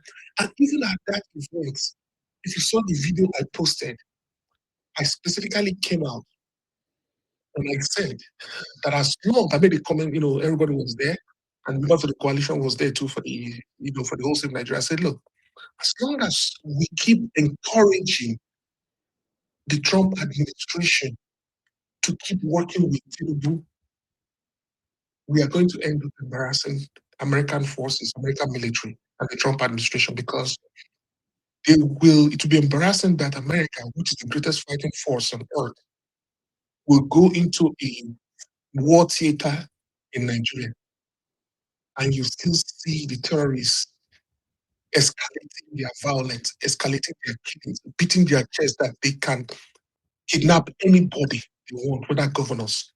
That is rubbishing the might and the power of the American force. Because you expect that when America steps into a fighting, a battle theater, a war theater, that the enemies, they scatter and they shrivel and they disappear. That's how America works. America is not supposed to fire a shot before the enemy disappears. But here, you have America in Nigeria. And even despite that America is in Nigeria, boots on the ground, you're still seeing escalation. How does that feel? And even people like these terrorists are coming out on TV, coming out on video, on TikTok, and even getting more bolder despite that America is in Nigeria. That for me is the shame of everything. And I told them, I said, look, as long as Trump is encouraged to work with Tinubu, America will be humiliated. And this will be mission impossible. And there's no way we're going to get ahead of this. So we have to decide, back then in San Antonio, we have to decide to tell Trump that Tinubu is actually the reason why we're having this insecurity. Tinubu is actually the terrorist. That Tinubu is the reason why we're being stopped because he does not. As a matter of fact, I made two remarks actually on that event. Okay, one was in the evening, and I said exactly. I said that Tinubu usually what he does is he takes pictures of dead bodies, mock-up pictures, fake pictures, old pictures of people, and then comes and releases it and sends his military, sends his army to publish it that they just killed 50,000 terrorists in such a forest. And they publish it that they just did that. And then the following day, they go and pick pictures from some place, some pictures, old pictures, and then put it out again. And even one of our that is called Harry has debunked several of their pictures. I said this in that conference. He has called them out, and they found out that this military has been lying not just to Nigeria but also to the international community that they were busy killing 100,000 terrorists today, 200,000 next tomorrow, 500,000 the following day, and they are showing this to America, deceiving Trump and the U.S. military. And it's time that we begin to tell America that this is deception, full-on deception by Tinubu's administration. Why? Because Tinubu is the terrorist, and he does not intend for these killings and slaughter to end. Why would somebody be putting so much effort to deceive and cover up the thousands of people that are being slaughtered?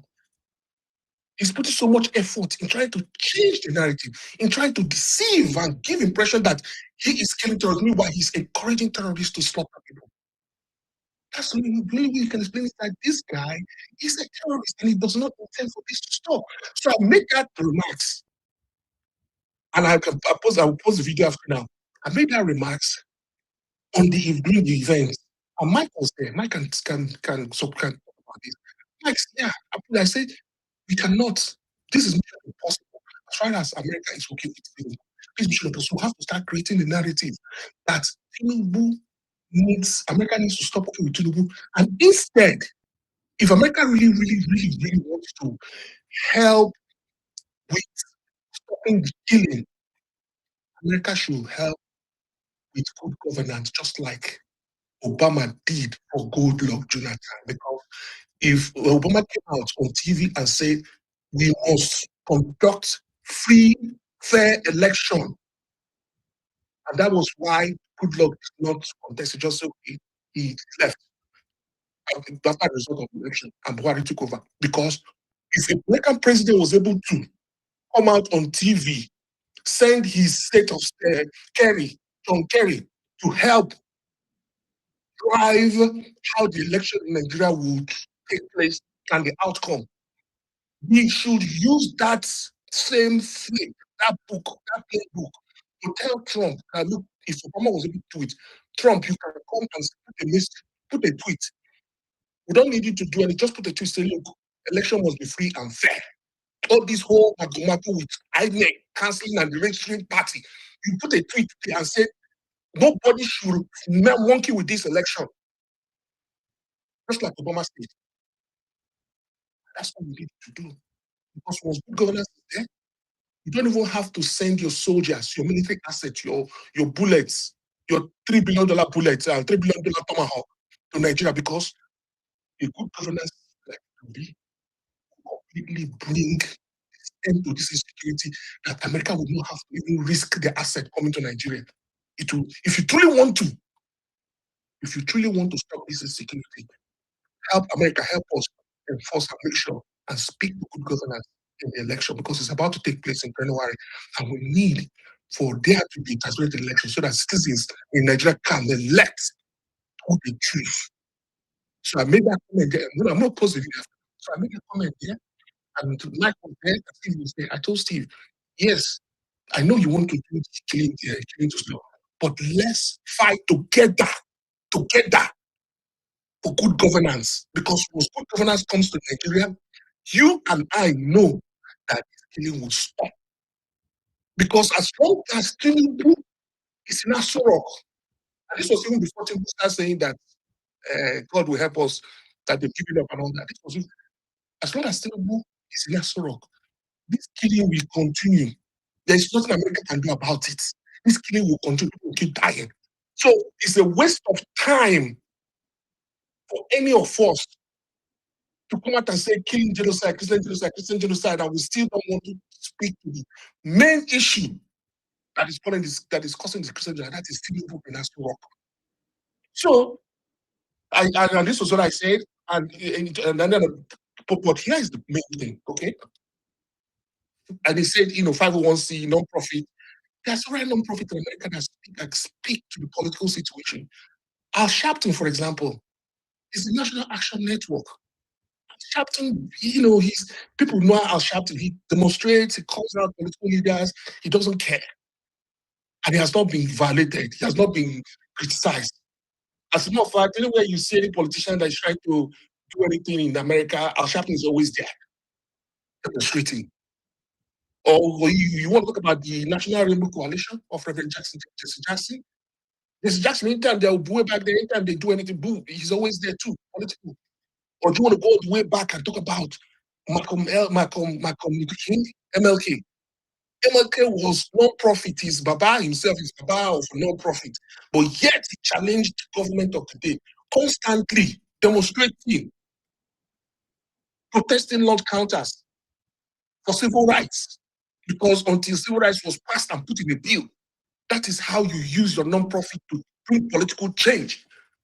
Because if Malcolm X did not protest, did not call out elected leaders, does not talk about the political situation, for people to go and vote, people to register for election, people to be included in the voter registration, because that was all MLK, Martin Luther King was doing. Forcing people to go and make sure they vote, forcing people to make sure that making effort, putting initiative to make sure people will register, because he knows that once you have a number of people, sizable people that are voting for the right person, good leaders will emerge from that process and they will do the right thing for the people. So I talked to him, I said, look, let's put our effort and try to help the political process. There's so many things we can do, apart from getting people to register, getting Trump to know that, okay, he has to help us with, put focus on the election and call Tinubu out and say, look, we must have a good election. There are so many things we can do in terms of driving a democratic process that will bring in good governance. And once we have a good governance in place, our problem is solved. Killing is solved. Christian genocide is solved. So let's just do the right thing. So at the end of the day, and I'm going to say this because I've not said this before, okay? I fight for good governance, which of course is going to lead to the killing to stop. Not because it's fun, not because it's sexy, but I see a situation that one day, when I come to Nigeria and I get kidnapped because there's still terrorism going on, if they're about to slaughter me, if they're about to shoot me, if they point that off my head, about to pull the bullet, if they have that knife about to slaughter me, chop my head off, what will I be thinking? Will I be saying, I tried the best I can to stop this killing? At least I tried. At least before they put the bullet in my head or before they chop my head off, at least I will say, thank God, at least I tried. Because the worst thing I would think of is to say, man, I wish I had died. I wish I had done something to stop these people that now have finally kidnapped me and are about to chop my head off. I wish I had. Because that day, at the rate that we're going, that day is going to come for each and every one of us. That day will come, whether you collect 10 billion today, you collect 200 billion tomorrow, or $300 billion tomorrow, that day will come, unless you decide that you're not going to Nigeria again for the rest of your life till you die. But as long as you're coming to Nigeria, you're going to one day visit Nigeria, I guarantee you that at the rate we are going, if Tinubu comes back to power in 2027, you can guarantee yourself with 199.9% certainty that that day will come when when you have an appointment with kidnap, you have a date with kidnappers, you have a date with terrorists, that day will come. And if that day comes, are you going to be saying, I wish I had? Or are you going to be saying, thank God I did, at least I tried? But we don't have to get to that point if we put effort to make sure good governance comes in January. Because if it comes, then we don't have to live that life. But if Tinubu comes back, yes, we don't want to be refugees in faraway land for the rest of our life. One day we'll come back. But the question is, what are we going to come back to? We're going to come back with a country that is run by terrorists. We're not going to run away. We're not going to stay outside overseas forever. Look, let me tell you something. I'll be honest with you guys. I'll be so honest with you guys. Every day I dream of being kidnapped in Nigeria. Every day. Every single day I dream of being kidnapped in Nigeria. I dream. I keep thinking to my head, I say, if I'm kidnapped, what am I going to do? I cannot stay and watch them chop my head off. I'm going to have to grab the gun and say, if you won't kill me, because I'm not going to be one of those people on the video where you tell them, you tie the hand and you let them be struggling like a shrimp or struggling like a chicken with a one. I'm not going to do that. I will grab you. I will rush all of you. If you like, empty all your magazine on me. I will rush everybody because I would rather die in a hail of gun bullets than to be videoed with sandal wearing dirty bastards trying to put a knife in my throat.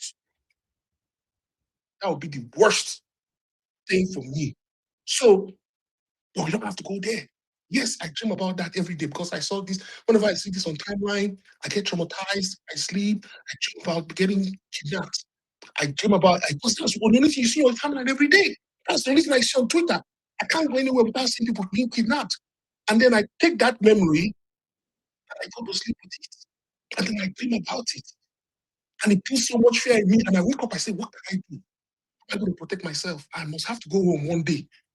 But we know if we bring a good governance, then that is not going to, that nightmare will not take place. All right. Thank you. Thank you very much, Gospel.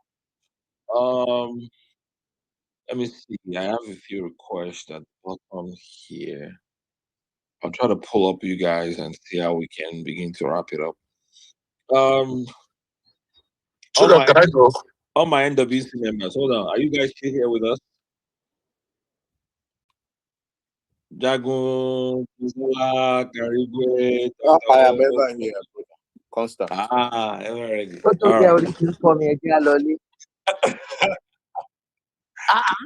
At this time, you guys want to go to a squeeze? So early. Almost. So early. Priscilla. It's been an Now interesting guy, Jagu won't go sleep. No grip for him. It's been an Jagu, you know they interesting sleep. place, honestly. Your mouth is open. What are you? I've not had. What are you? I wish Hey, Stephen didn't show up on You this think stage. somebody will not catch you? I don't catch you now. Anyways, yeah. All right. Ubazi, go ahead. Yeah, thank you very much.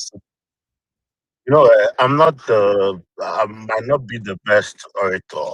I am not by far not. But one thing I know is I follow these details. Jagu, you were if on this space, you were one of the loudest when it came to Christian genocide. Jagu hosted spaces every morning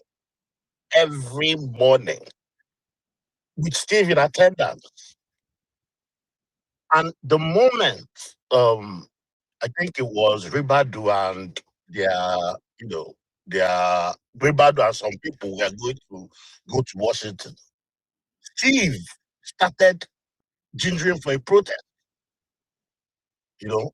and like I said, he started romancing with Mike Arnold. And sometimes I wonder how Mike will be feeling about Nigeria. People come use him, the sellout. In his head, what did he think about Nigeria? Stephen openly called him a liar on this space. I never thought that I would see the day. Wow. It's terrible.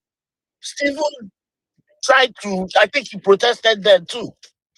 Then all of a sudden, he's non-partisan. My people, Stephen is gone. I'm sorry. He is gone. There's no going back from this. Stephen is gone. There's no difference between Stephen now and a Irene mockery as long as I'm concerned. And it's sad. Like Grant said, this guy, people come build their platform on the back of obedience. Them from you sell out at the slightest, at the slightest, a grain of rice thrown at you. Does Stephen have the clout to invite Oyedepo to America and he'll come? Does he have the clout to fight, Musa, the Minister of Defense, and they'll come? And I'm asking Oyedepo, you're trying to absolve the president that he has his people that he sends, subordinates that he sends, to do these things. The Musa was there with you. Why didn't you turn to Musa and ask? I mean, he has given you the authority to do this thing. Why are you not performing? But you will not do that. You will not do that because this $9 million at work. These are the lobbyists at work. And it's a pity that Stephen let himself be used. It is a pity that Stephen let himself be used. Somebody here says he knows Stephen and he's stubborn. And which was what he exhibited here. He did not, every apology that came out from him was lip service. It was lip service. Antimony is telling you something. He's quick to respond. I'm sorry. I will do better. Somebody else should do. You say, Tudo, you can start. You can do it better than me. I'm learning. These are all gaslighting tactics. And this is what I saw here. It is sad. It is sad to say the least. Nigerians cannot be trusted for anything. Once you enter government, boom, your mouths are sealed. After building your reputation on our backs, and all of a sudden you're non-partisan. Is it not easier for to be to the president and send back all those children in the camps? He said it. That from day one, he will not be president and there will be IDP camps all over Nigeria. Is it not easier? Then all of a sudden, the US is meeting Senator Arnold and their lights is the only solution to Nigeria's problem. It's bullshit. It's around nonsense. Whatever he came here to do, if he thought he did a good job, he failed at it. Stephen is gone. Stephen is gone. He's now mingling with embassy officials and US congressmen. For him, that is what is most important for him. Like I said, it is that, people want to be that main character syndrome, which is what his problem was. From the moment he lost out from the obedient movement, hierarchy, he went rogue. I was seeing him on spaces talking trash. Even though the movement did not, do well eventually, but he never gave them a chance because he was not one of the arrowheads. And that was it. It's sad, bro. It's sad, People they say will disappoint you, but this one, I didn't see it coming. I'm just disappointed. I would even lie to you. Thank you very much, guys.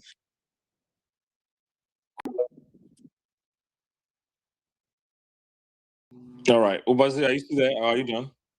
Yeah, I'm done. You can pass. Okay. Hey, Okay. Mr. Gavin, don't come up.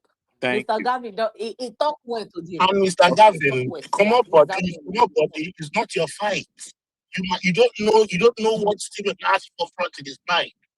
So stop all this trying to defend him so much. Come on, buddy.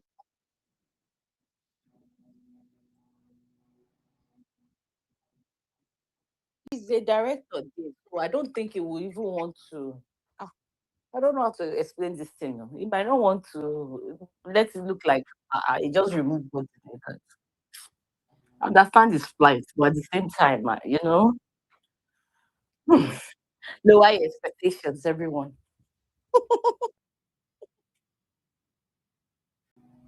So the past, Michael. I'm just weak to talk, actually. You are weak. I am very weak. Like, what exactly is making you weak? I am kind of feeling what the other disciples felt when like you're surprised, when right? Judas sold out. I think it was a feeling of disappointment mixed with shock and Sure. yeah. Yeah, I get it. And then he comes up here to double down. It's shocking, like, to say the least. And in hindsight, it looks Do you know? was Do you know? At intentional some the whole. point, I think I even slept off. I slept off because I think the last one I heard was when he apologized, right? He said sorry or whatever, Yeah, whatever. And for then I woke up again the when statement. I saw that I was explaining all of that. Yeah, for the statement it put out to say that it's APC people that are spinning the narrative of Adebayo. That statement was even wrong. All shades of gray, Like, because everybody was complaining. I don't From I know. remember yesterday, even today, it's not just on X, even on TikTok, Angela, make it even make on sense that Facebook. Adebayo that is supporting the president, APC people will now go and twist what Adebayo is saying. Well, obviously, it's not. It's Like, not how does correct. that even make sense? It's everybody that has been complaining. This is not even about obedience. It's well-meaning Nigerians that have been complaining on Facebook. That video went viral. People have been like, what kind of statement did this man? People have been criticizing Forward that now. statement. So him It's coming out to say straightforward. that APC supporters, I mean, It is straightforward. come It's on. not all this shalaye that. It could have been properly Yeah. worded. If he had come here, say, okay, I take responsibility from the get-go. I think what didn't go well with people was when he came defending, explaining, if from the get-go. I think if he had gone through the approach Mr. Gavin went through. Remember when Mr. Gavin came? I think I was still here. He admitted. He admitted, and he accepted that, it's their fault, they will look into it. If it's kind of that way, maybe people can feel, but it was like, you say How sorry can in another video, Nigerians like, all around the world be wrong, and you are the only one that is right? You know, Come I on. can't be sorry. Just like yesterday, my case was like, Tinubu must go. Me, I joined the crush at Tinubu must go. Somebody now said, Gavin, Tinubu is hiding in your family house. I will say, what? That's exactly how I was at the space yesterday. Me, I was starting, I was tweeting, I was talking That, on what Adebayo that said. nearly, I never knew, man. When you guys were lambing me here and there, I said, what are it these was a people public saying? crucifixion. They were telling you, No, Yeah, really, I was not looking at. I was looking at WhatsApp. I saw The Gavin's moment I'm looking on honesty my yesterday. WhatsApp, the moment I'm not seeing what they are saying, the more I'm trying to look, I'm trying to read. I cannot comprehend. I say, this thing happened. I manage. Because all pictures come to our platform, whether we did the meeting or from Nigeria. So our platform is loaded with all manner. So when I sit down, I didn't even care. I felt okay, it's normal pictures that come to our platform. I've not seen him and Steve, I was just I was on Twitter. Me, I don't know say that my house now he come home. He just they talk. When they come on space, no, say the fire they burn for inside your house. But you come, they do Tinubu must go. They condemn. No, Say sir. now una self. Yeah, boy, yeah. You people are the Tudo, real facilitators. Tudo, I felt the way you feel. I just slept off. There's a lot of unexplained body language coming from Steve. A lot. First is why did everybody disagree with you and you're hell bent to do what you did? That smells something. That alone, that everybody, all or perhaps almost everybody in your organization or that knows you that has been in the same struggle with you. We cannot hear you again, Mr. Gavin. he's still talking. Yeah, Gav. Are you sure you will not drop our Gavin, back we didn't hear again? you. Yeah, Gav. Drop and come back. Let me drop you. For your So mind, that everybody everybody, in the talk. yeah, Tudo, give everybody that Jagu has pose been to back again. in the same struggle with you, everybody, almost everybody, the Arnold, they were telling you, do not do this. You hell bent, and push ahead and do it. That smells something. That alone tells me that you know what you did. And it was well planned. Whatever happened there tells me it was very, very well planned, because you have to seal your heart. Eh? It's just like you now. You have your, people that you respect. And all of them. You just take, for instance, a sample of what I'm explaining Hey, on this Kenny, me space. not know say me don't cut off. I just dey talk.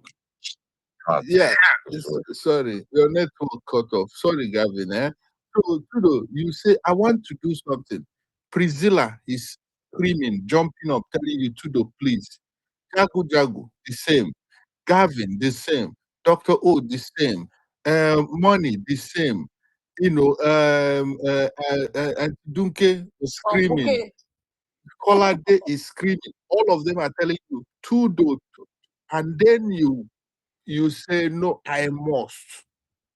And you did it. No, you cannot explain your way out of it for me. Something passed under the water. Something happened. There is something that happened that gave you that strong mind that do that. And there's no way anybody can argue his way out of this for me. There must be a prayer that passed through. There's a prayer or oil that anointed your hand that made that to happen. And it must be a very good prayer. That prayer is a very good prayer or a very good oil that anointed your hand, that made that person to say, that made to your hell with your it. cup to run over. Yes. And why I say this is very well orchestrated is that oil and that prayer was well packaged, so that there is no way Priscilla, Kolade, Gavin, anybody can trace how that oil was dropped or that prayer was passed. It was well orchestrated so that you will have that bragging right that, hey, no, I did this, there is no oil. And I had it exactly from Stephen's mouth when he was, the one that is financing this. I am the only And then he person that. switched to mentioning some donors. Yes, but that was, you mentioned the minor one, but the person That is, was after Madam Integrity began to go straight at him that it's not possible you have donors. yes. So, but what you're telling me is you, Stephen, that I know, all of a sudden you acquire this imaginary power to just take a phone or email and send to Adeboye, and Adeboye landed in America. No. Kenny, it wasn't the one that called Adebayo. It wasn't. That's exactly what he's saying. But that's what he's saying, No, Gavin. Gavin, I Kenny, asked isn't him. that what you are saying? That I He's was the very one, point doesn't have blank that on kind of that power. question. No, I think he was saying it was another pastor does not want to mention his name. You see? No, Mr. Gavin, we But asked Gavin, you. please No, stop. Gavin, He said he he's said the Gavin, person, please stop. Yes, now. the person He nominated. said he invited Adebayo. We Yeah. have now. Gavin, Somebody please stop. I was point blank on that. I asked him the question myself, and I was Yes, it was very. Mr. There Okay, let me was tell no you room. the person who invited him here now. Gavin, It's, please. no, I'm not saying he didn't tell you that. Let me tell you. The person is Issa Buba. He's the one who invited Papa Adebayo. Are you getting it? But Mr. Gavin, your Please. leader said.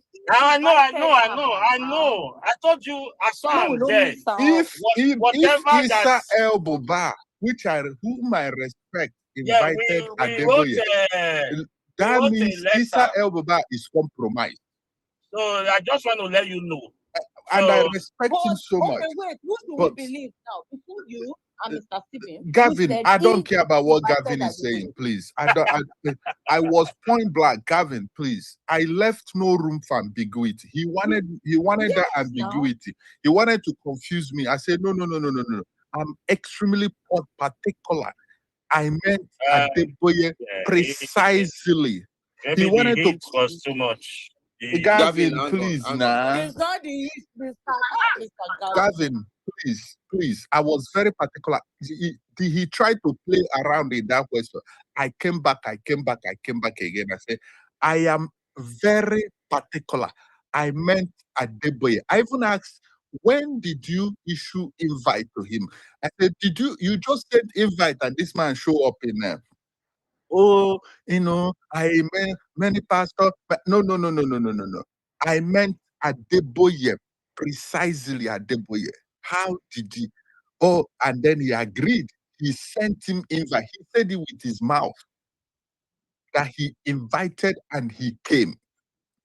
Now you ask yourself, Gavin, with your brain, Stephen, that you know, all of a sudden acquire this imaginary connection. Which connection is that? If it's connection to Adebayo, and first an old man, extremely influential, a pioneer of APC, all of a sudden, show up at one small save Nigeria group stuff. Like you ask yourself, how did this happen? And this goes back to my earlier it goes back to my earlier prediction. There must be an evangelical group, and mind you, evangelical groups in America is many. There are some that are Nigeria evangelical group that is support Trump or something. It could pass through that connection. It could be direct from the organization, the fame that is dishing out some prayers. But I suspect strongly it must be one of that Christian evangelical group that made this very super, because it must be that connection must be very solid for Adebayo to just to make a phone call to the ASROC and ASROC say, we are deploying you immediately. You have to go immediately. Because it's ASROC that deployed Adebayo. Because his message is more like the president was invited, he could not make it. All right. But this, Kenny, yeah. Side, let's go. Gavin was in the middle of his submission. Let's go back. Yeah. Tudor. And then so we can take Apoli, who has been trying to get on this stage all day. Apoli. And it's one of my ninjas, man. Yeah, go ahead. I saw a write-up by Air saying he's supporting SDP at the Wallace presidential candidate. He's no longer supporting Peter Obi. Have you seen that write-up? Yeah. Yeah, I saw that too. So I've not seen anything about him writing anything again apart from that one. So I couldn't just attest whether he's actually him or anything. Since you guys also saw it. Now on this thing, the reason I'm kind of perplexed is Trudeau knows Save Nigeria Group. How come he do not know? And you wonder that since slow down. Repeat. In the beginning, are you getting it? You say you know Save Nigeria Group. Répétez, s'il vous plaît. Répétez. Pourquoi tu n'es pas contre moi? J'ai parlé, tu dois répéter. J'ai répété. You knew about Save Nigeria Group. Is it true? I knew of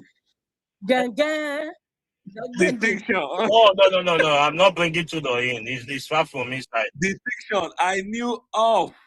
No, what I'm saying is, yeah, I never knew it was that old. You know, yesterday, President John my okay, when he said so me, I do not know at all. I did not know. Me neither. No.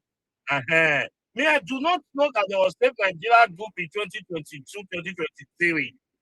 You know, Pizella said, or DGS said so. Today confirm it. Like everyone was pointing on the beginning. Like when Grandmaster came, he made that assertion too that this same Nigeria group started in that time. So if Stephen is saying it's going to be apolitical, which if anybody is neutral, it's understandably that this person as Pollard is equally supporting Tinubu by way of a zero equation.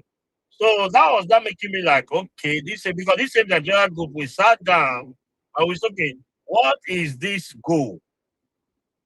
And we defined the goal. Then the people we sat down with, we have people who we say IPOP. We have people who will say Afenifere. So we have all this kind of group inside. We now said, okay, it will not be associated with any social, political. But if they want to contribute, like we put up a statement, they want to post it, or they do anything that is in line with our own, because Afenifere said they cannot be amplifying anything we are doing as long as we are on Christian genocide. So different bodies were letting us know, since we have narrowed it, they will not be affiliated or supporting to it, like amplifying or joining us in anything. So that's where we now concluded that there's no way anybody will be on a political party there on this platform. Like you are coming out now, you want to be governor, you want to be senator, and you are on this platform. That was the political we concluded. That was why me, I remain obedient and I run my race. You know, I have other affiliated group I run on my own, that's WhatsApp. But I don't discuss them on Twitter because Twitter is another world of its own where me I belong. So what I'm trying to say is, when it now comes to this, I feel like that after our going to this thing, it looks like the workload is enormous. The brick wall we are meeting is too much. Okay, this is not my type. I will give you guys grace to be pushing on. If I can put $10, $100, I'm in. You understand? So that was how the whole thing was going, and that's why I said yeah, whole meeting. My own focus was purely on this road because, like Goswe said, we have discussed it on the table. Will this one be the way out? If we do not narrow it to these bad governance, we have argued it because of different mind in the body. Let's just stay on Christian genocide. All argument on let's be if we are just saying we are obedient, let it be obedient. If we are because most of the people that are in the group, I don't see anybody affiliated to another party. I believe everybody is like affiliated to obedient. That's the meeting I've done with almost both those in UK, those in Canada, all of them were coming in at last. We had meeting with different people. Even it's only when the American evangelical came that we talk more on what we want to achieve with the White House. But if it's when we were coming up with that meeting, we are actually trying to see how we strike a balance and get out of the hood so that we can acquire what we want to get. But that I felt that the journey looks long in that route. But Stevie has a Z. That was what I was saying yesterday. So, and this is on Christian genocide. No other thing attached. Okay, you hold this one. Me, I can't want my own here, like the vision of changing of bad governance. My own can be working this obedient side. That's no big deal. That's why you see me focus on this side. When Duke, na blast yesterday morning, na blast yesterday and today. That irresponsible, okay, that irresponsible character, Yeah, Gavi, go ahead, stop go it. ahead, Kevin. I'm You know, here, that Kevin. irresponsible character, Gavi, stop it. You know, I said, okay, whatever that goes on that platform now, I will not be too busy not to see anything. Fine. Before I would say I will exit or do anything, like I said yesterday, all of us in Nigeria, you not get how you want to maneuver us. You can maneuver foreign. If you maneuver us in two, we go no, you know the free. Uh-huh. So I will hold you by your word and everything you still do. But at the time it becomes So you are still believing in Judas after he denied Christ? No, I'm still in that. Kudo, I'm still fully in that Kudo, body. I don't said put so. Mr. Gavi on the spot now. I mean, I don't understand. Like Peter, is your example. He dropped his Mr. ass. Gavi, be careful to answer. Peter was like, that nigga sold us out. Fuck him. It is time to replace his ass. That was what Peter said. I read it out. Acts chapter 1. Did you not see what happened? Yeah, like I said, when we hold the meeting, Harry Potter, everything will be done. It is when we get to the meeting and the numbers against of 4 is still standing aloof because we cannot ride on the sensitivity of the people. We have had everybody spoken. Everybody cannot be our enemy. And the reason is very sound on the equation. It is the people. If the people say no, so why worry yourself? Me, I cannot go and die for somebody who is saying don't die for me anymore. So there are the people that is concerned. If we have to refute things to align with the way we wanted it to be, if this is not our intention and we return to the notice, what is it not a right thing? We wrote before, we can rewrite again. So if we are not saying we are not writing, that means we are okay with the statement that the people are angry with. Then me, Gavin, I cannot take a decision silently and openly. You understand? So there is no, that's why I said I own everything. If I was in the meeting, the same way I would say I agreed, though I didn't say it this way. Though I didn't go to the meeting, I never saw it this way. We are seeing it, and we missed it. We goofed. I was not in meeting, but I will still own up because I am fully in whatever they do and what they say. So I will keep apologizing to everybody because that when I hear sensitivity of blood, no matter how sarcastic and stupid I am, there is no way I can carry on with that mood anymore. Because these are people. My joy with that group is those people that were talking, who were coming from middle belts that were talking. That was my joy in this group. I was so happy that America can hear them. So when I now saw Adebayo, the whole thing now looks like, where are we? Huh. So guys, absolutely very, very sorry on Adebayo issue. And when Dr. Ona spoke on award, I never heard of award. Even when I cost him yesterday, said award came that minute. So I never heard of award. For which award? If we want to thank America or the rally more, we just simply say those 3 people that are in the White House running for us. Why adding these people to it? If we want to add anybody, it should be people that are bereaved. Huh? So it's something that I will apologize because the sensitivity of Nigeria cannot be override at this hour. And I keep telling everyone of us that if it's me that delay, don't wait for me, move on, because many people will derail on this journey. It is not a prophecy, it's the reality of the game we are doing right now. Nobody should be an eye for us anymore. Let's run with anybody that is running with us. I keep back, I never knew this will even come up with in my own house. That will now invite someone who will slap the sensitivity of Nigerians as Adebayo, as knowledgeable mathematician. He could give the quote of the Christians in the north that belongs to Redeem, 8 million. He could give the numbers of Redeem all over Nigeria, over 22 million. Then the numbers of deaths, he couldn't get. They now own up that what this president is doing is not working. So prayer wants to do more. Then he not come up to say he do not align with those. It just looks like he was giving a speech. There is a plan along the way to hatch the main ball. He just got there, used the hammer, tear it apart on our head. Just like you put pumpkin seed on your head. They not say, hold on, they not tear the pumpkin seed. They want to bring out the coconut seed inside. That's exactly what happened. And there's no way I can come and say, no, it's not something that it's something we did. I'm arguing. It's not the sensitivity and the blood of Nigerians. I can argue that one, not this one, not this one, not at all.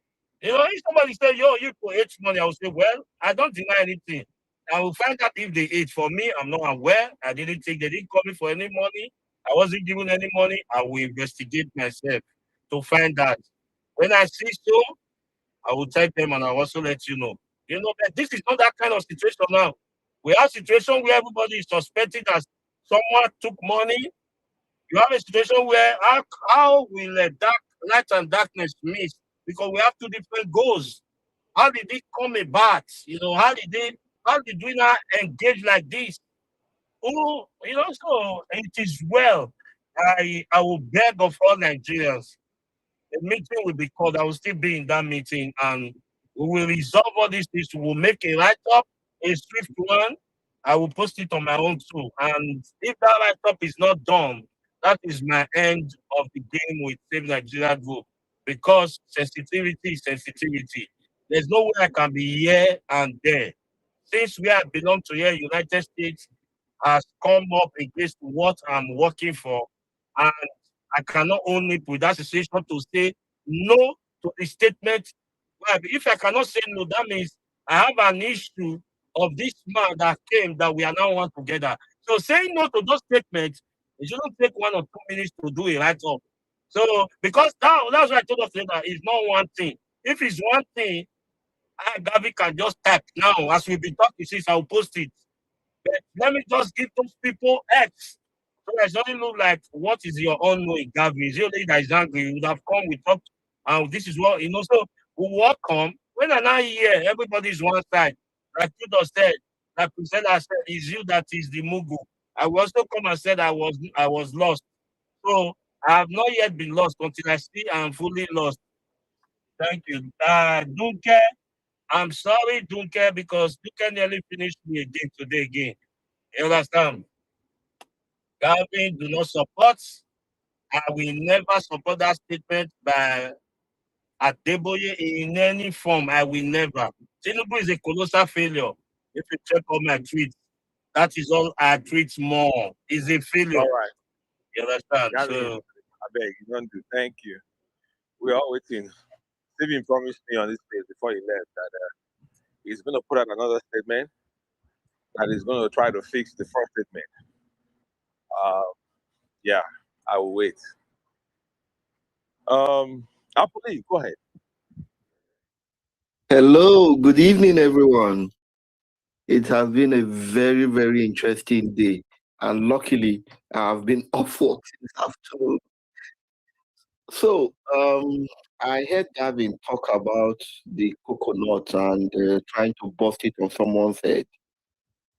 I hope he's not confusing it with the palm kernel, you know, the very hard one that we used to break. Now that one that they talk, the hard one, I know that one you did talk. All right, thank you. So, I don't even know where to start.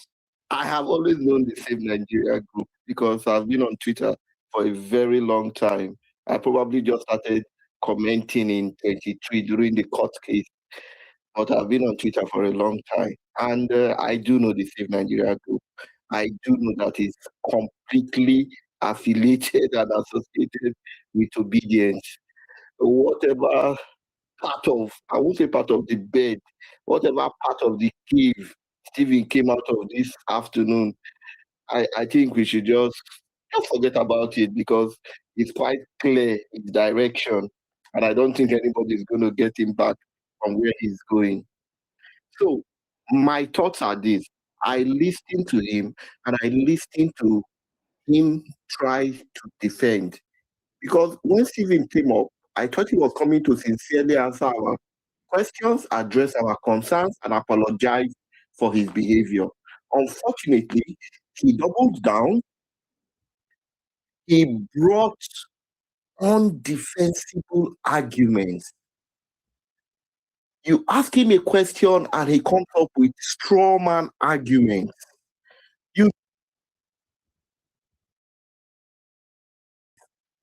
These are discussions, the kind of discussions I was having with some renegade classmates in 2022. I don't think I can be doing that again in 2026. More especially someone as brilliant as Stephen. He may pretend not to know what he's doing, but that's just a joke. He knows exactly what he's doing.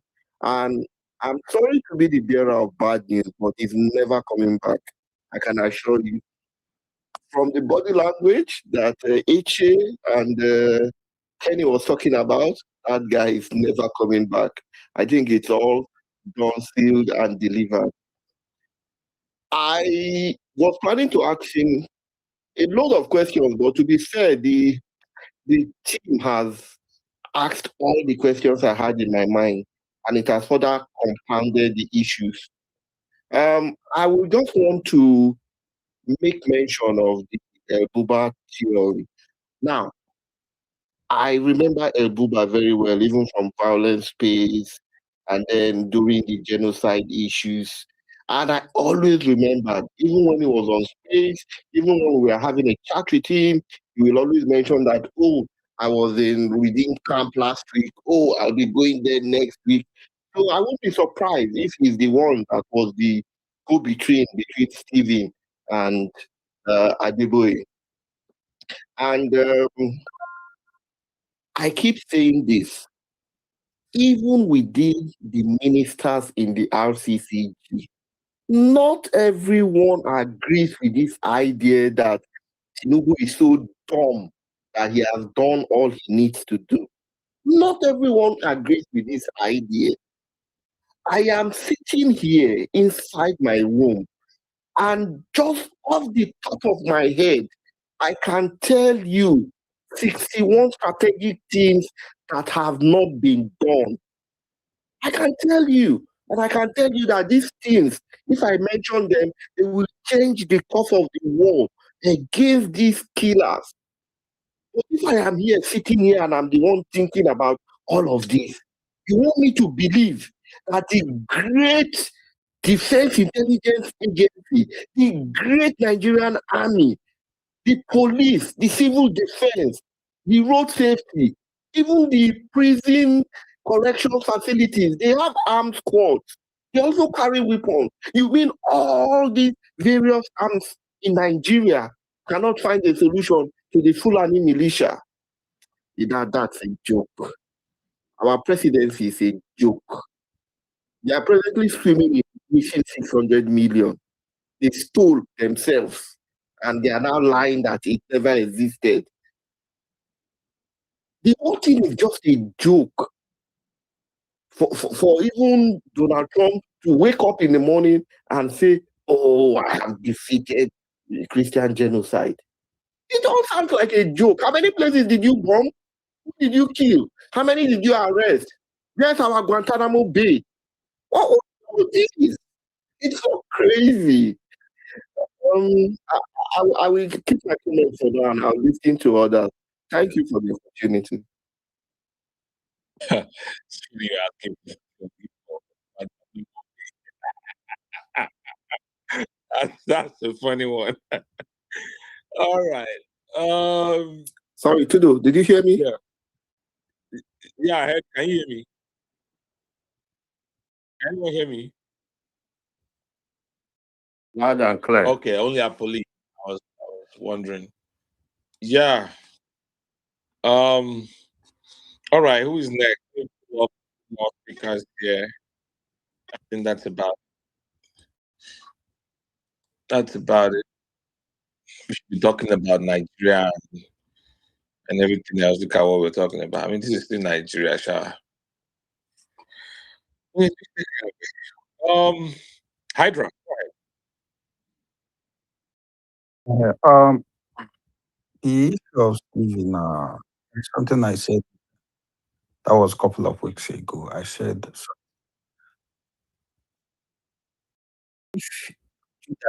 Jesus told Judas, do what you have to do it quickly. That was what I said in one of these speeches. That was a couple of weeks ago. So I'm not surprised. Whatever thing he is doing and whatever manipulation whatsoever he is into, I'm not surprised. So definitely I expected that in some people, because I know that you can't be hitting Nigerian darkness. You can't be hitting it. Some people, set of people you are working with, or you guys are fighting this particular darkness in Nigeria without looking back. Some people will look. Some people will cry. The same way Judas was.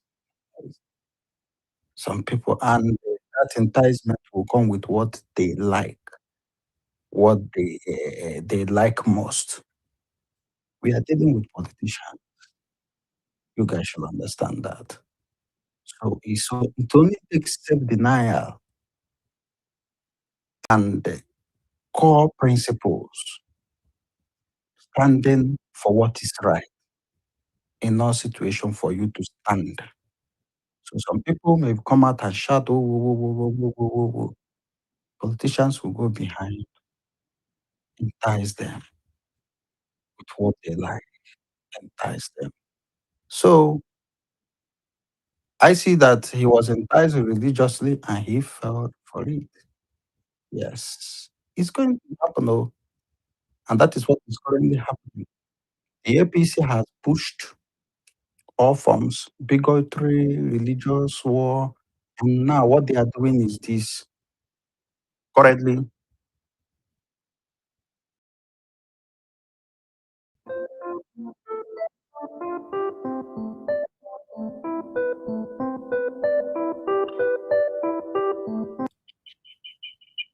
Judo. Yeah. Go ahead. Sorry, I'm just preaching. Go ahead. Okay. Now when I did space, now they always crash down. No, I'm switching. I'm hosting from using two devices, so Now when I did you they switch. They switch. I'm not gonna sit on the space all day like you guys are paying me. I have a life, actually, believe it or not. So when I get a phone call or I need to reply a message, I switch. You That's don't what I've still been need doing. prayer now. You don't I need still have a prayer. job, believe it or not. I have to pay bills. I All do of have us still need prayer I do now. have an NGO. I do have an I really do that. So the bills are not so now, which is what this current APC government is doing now. So they are going around enticing people with what they like, and you know, there's something the devil did to Jesus in the after he fasted. He said, "You are hungry. Turn these stones to bread." That is what is happening to most people, and that is what is going to happen as a coming days. Expect more. The only thing is this: when it comes to you, stand your ground, please, for the sake of our children, for the sake of the children. If you don't consider anything, your own children, or do you want your children just to be an alien in other countries? Yes, because he's coming. I'm not surprised all those people now. I'm not. Definitely, he's coming. We are dealing with politicians. They go make researches, get us his weak point, get us with what he likes, and you guys know it. They will come in different ways. Yes, they will come like, yes, we understand what you are doing and and that is what happened. Yeah. Why we are some of us are against our religious leaders is we know the kind of influence they carry. These things they are saying, why we are hitting the back, we know the kind of influence they carry. They can easily influence people. Yes, we know it. That's why we're fighting them, hitting them hard. I'm a Christian, but I don't support what they are currently doing because I never see such thing in the Bible. I'm a Christian which follows the word of God, the Bible. I have never seen where these prophets that call themselves the true prophet of God are allying with a particular third king or a king that is against the poor, against the children of Israel. I have never seen the true prophet doing that. So that is why we are hitting them hard. They have influence. Yeah. So as it is, when these people comes to you, please stand your ground. Stand your ground. Remember the principles you have, because that is what is happening now. What they are doing is going around hitting some of the key or a bit. I thank God for obedient movement. We don't have a core of some people like all that structured. Because if it were structured like we have the heads, the this, the that, they would have scattered this movement, the obedient movement. But I thank God the way it is, you would think that this person is the head. Whenever he misbehaves, boom, another person comes up, and everywhere we have the obedience. Everywhere. Even in our villages, we have those who are obedient. So that is it. For the politicians, they'll keep coming, rising people and all that. But please stand your ground. Don't sell out. Don't sell out. Please. That's all I have to say for now. I hit the mic.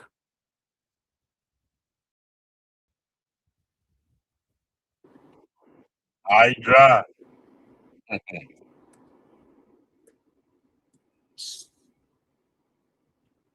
Everyone should focus on touching their bed too.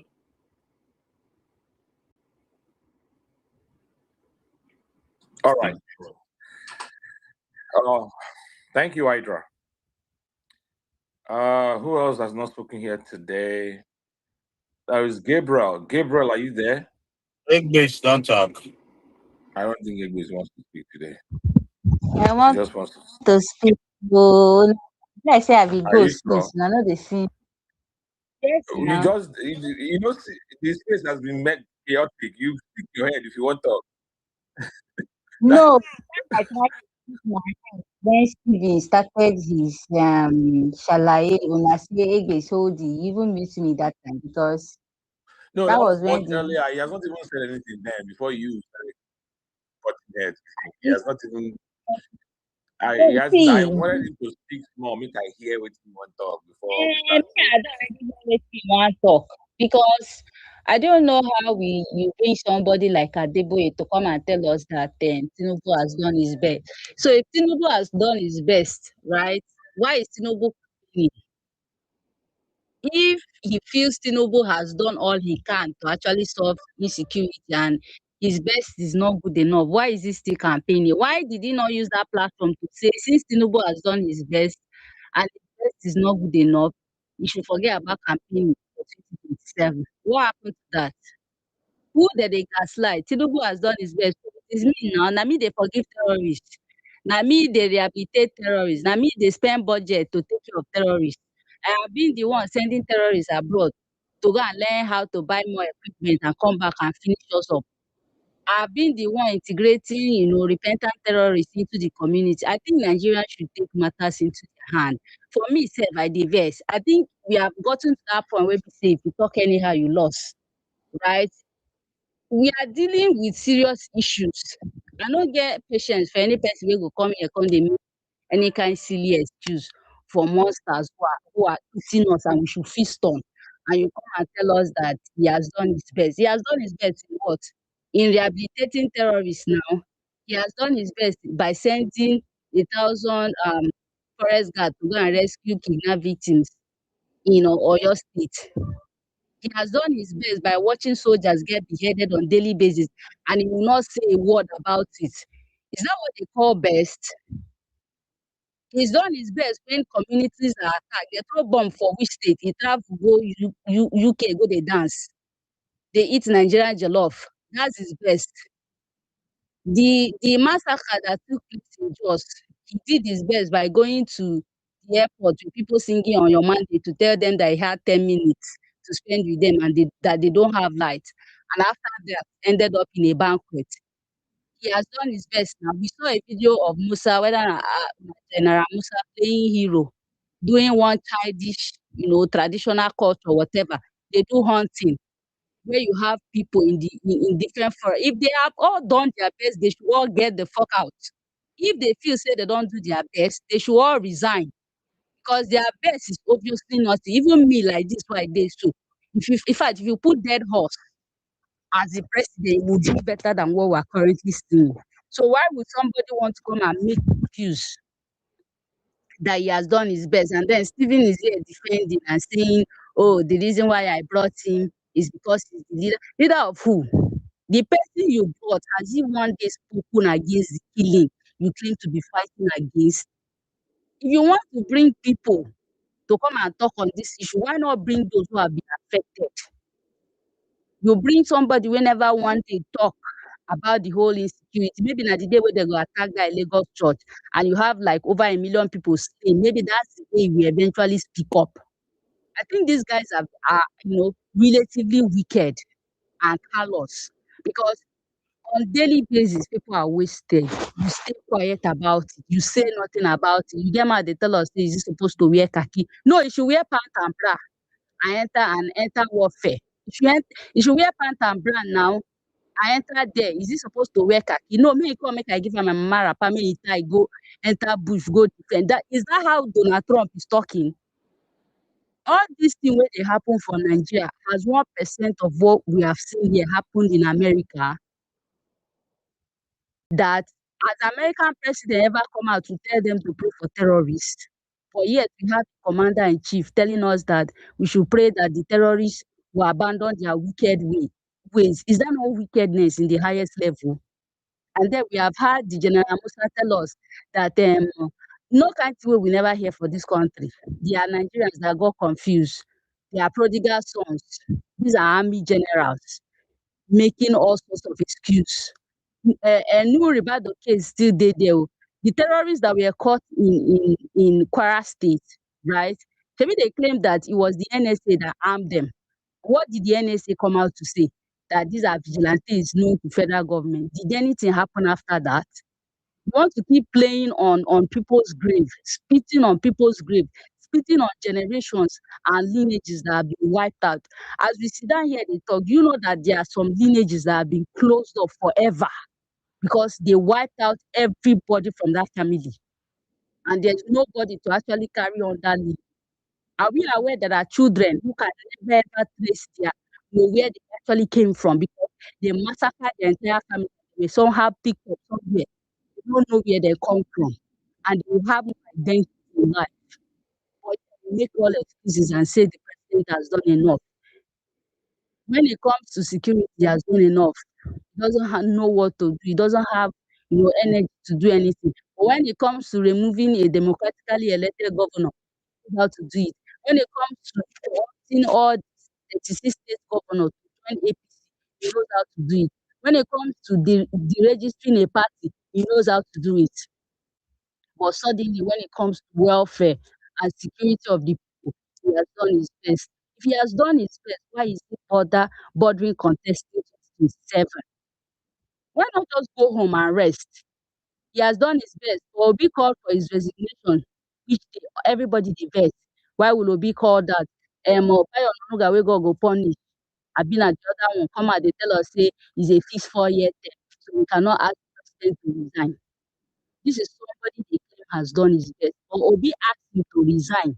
Mad dogs were unleashed on top this TL to be running mad and twerking naked on daily basis.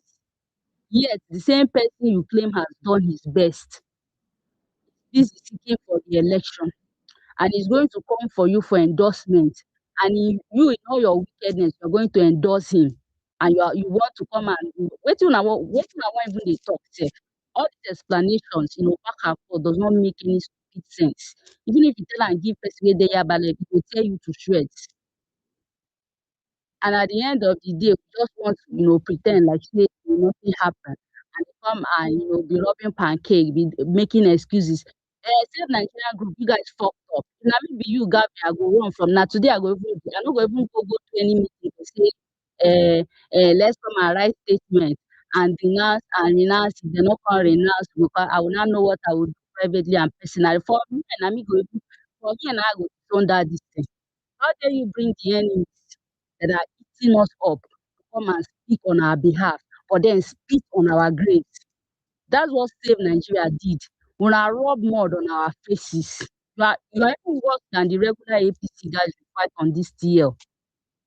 And then suddenly you are supposed to keep quiet. And then suddenly you want to twist us. And then suddenly you are making all the excuses and there, the thing there is that you want to thank Trump. You want to thank Trump and to remind him that as you thanking Trump, if your government is really serious, you will not be needing the help of any Trump. If the Nigerian government has been going after the terrorists the way they've been going after Nigeria, you will not need help from any fucking way, any fucking place. It's because we treat terrorists as, they treat them like newly married brides. We pamper them. We do fat. We do, we do to them what we will not do to a law-abiding citizens. Then they give them audacity. If they enter government, the president give command say, Omo, if you enter that bush, slay any bastard. The remaining few you catch, bring them out and let us set example with them. Feed some of them to lions. Let me see that person that want to go and join terrorists. If they do them like that, some of them you catch them, since they are wild animals, expose them to fellow wild animals, throw them in where you have snakes, all manner of snakes, let them feast on them, and let it be televised that if you join terrorism, this is your ending. Let me see that person that want to be bold to say, I be terrorist. She recently another terrorist group formed, Sia whatever, all because they are pampering terrorists. Very soon, terrorists will get past the state and capital where we are going. Nobody's talking about that. Has Adebayo ever condemned the fact that every day they keep feeding terrorists back to the society, all in the name of repentance terrorists? Every day we hear one Operation Safe Corridor. Safe Corridor will kill all of them. And I like the fact that the terrorists don't spare you guys. You the military generals when they capture you, because you all are wicked. When they do, they gave instruction command not to kill terrorists. We carry and face you. Terrorists will be say if they capture you, they don't show you mercy. They end you disgracefully. You see pain and tears in your eyes. They decapitate you, and then you come out as a military leader, as a minister of defense. You make excuses for terrorists. You ask us if you're supposed to do anything to them, if they choose to repent. Repent for where? You repent in fucking hell. The day you decide to pick up arm against your country, the day you have declared yourself dead. Say anything they do, you take am. Have we seen this government lift a muzzle against these terrorists? Or we just want to pretend? Or we want to act like we did not know that it was this same APC that brought in these militias? No, we don't know now that it was APC that invited these militias and armed them to cause mayhem and unleash terror on Nigeria if they didn't win the 2015 election. Suddenly, the government has done its best. When it was time to remove Jonathan, they knew how to import militias from other countries to come destroy this country. Nigerians, wake up. Oh. If you're waiting for one America, one state Nigeria group to come to your rescue, you will wait in vain. The best thing you can do, the only weapon you have to deliver yourself is your PVC company. Never go collect am, because now you have seen the level of wickedness and how these guys hate you. Tinubu ready to feed you to lions as long as he has his way of becoming, coming back president again. So your only defense is your PVC. If you like do stand for mandate. Mandate river don already carry some for Lagos. Do mandate. Mandate terrorists go reach your side very soon. Make una see say na play we dey play for here. We talk about insecurity as if insecurity is not an offshoot of a wicked and inept and incapable government who has crippled the life of Nigeria. Every good thing wey try to enter this country, they go block am. Just like Godswill said, na here we dey where military go dey lie up and down, go claim say, oh, we have attacked here, we have attacked here. Something wey happen for another place, they go carry the picture come post say, we capture so terrorists in southeast. If not for Harry that been doing the Lord's work on this space, sanitizing this space and holding them to account. Every time wey military post, na im their post go carry community notes every fucking time. There's always a community note attached to it, calling them a bloody liar. And then what we want to make excuse for Tinubu, he has done his best. He's not supposed to wear khaki. Yes, Jonathan that wore khaki, you wrote petitions against him. You protested against him. You don't reach by Tinubu thought you pray now. Make we dey pray. Make we dey pray, but you get bodyguard. Make we dey pray, but you get bulletproof van. Make we dey pray. for terrorists to change their mind. And that's the responsibility of a government. Of course, we have seen enough in this country. It will not be last 3 years or 2 years, now Minister of Defense at the NSA organized prayers against insecurity. 3 days fasting, how many days fasting against insecurity? This is how wicked these guys are. Which country in the world organizes prayer and fasting against insecurity? Even Israel, where they go pilgrimage for, Israel does not respond to the numerous enemies they have with prayers. They do so with war machines. They do so with drones. They do so with missiles. Which our thought now, the saying government has done enough. But when it comes to go attack another sovereign nation and try to rescue democracy, we saw them. I don't know, say we get what for this country. When it comes to ensuring that France continue to feed off other African countries, we have worship. Suddenly we have, arsenals, we have all it takes to actually impose and ensure democracy thrives in another country. But here we have people kidnapped on daily basis and they ask us to go home and pray for their safe relief. And that prayer will kill all of you now. You see all of now when they support this government, look, you will not escape. Make una continue dey do Ronu, dey shout Ronu, dey do my daddy said, my pastor said. You be doing your daddy said the day they will land in your community and pick you. If you like think you're safe, even na Lagos dey throw bomb the other day, e be una like say na film. Nigerians should wake up and take these things into their hand. I think we should start from this whole idea of repentant fucking terrorists. Nothing like repentant terrorists whatsoever. If communities have risen up against the first repentance ceremony where they hold, we would have gotten somewhere. Under Jonathan, they were slaying those bastards. They tied his arm and twisted him and forced him to remove the age. That one too foolishly, remove the age. Una tell us not be big Jonathan. That boy would have ended up in prison in 2011 when he pulled that shit with that election that happened. And heaven will fall. Tinubu is not showing us how to use power, but he uses it wickedly. So Nigerians wake up and know that no group, no America, no Trump, no anybody is going to save you. Fight to survive to get to 2027. When you get to 2027, vote and defend it with your life. Because if you fail to do so, and Bola Ahmed Tinubu comes here, you go better say you go jump for river drown than 2027 with Bola Ahmed Tinubu as your president again. You will be horrible.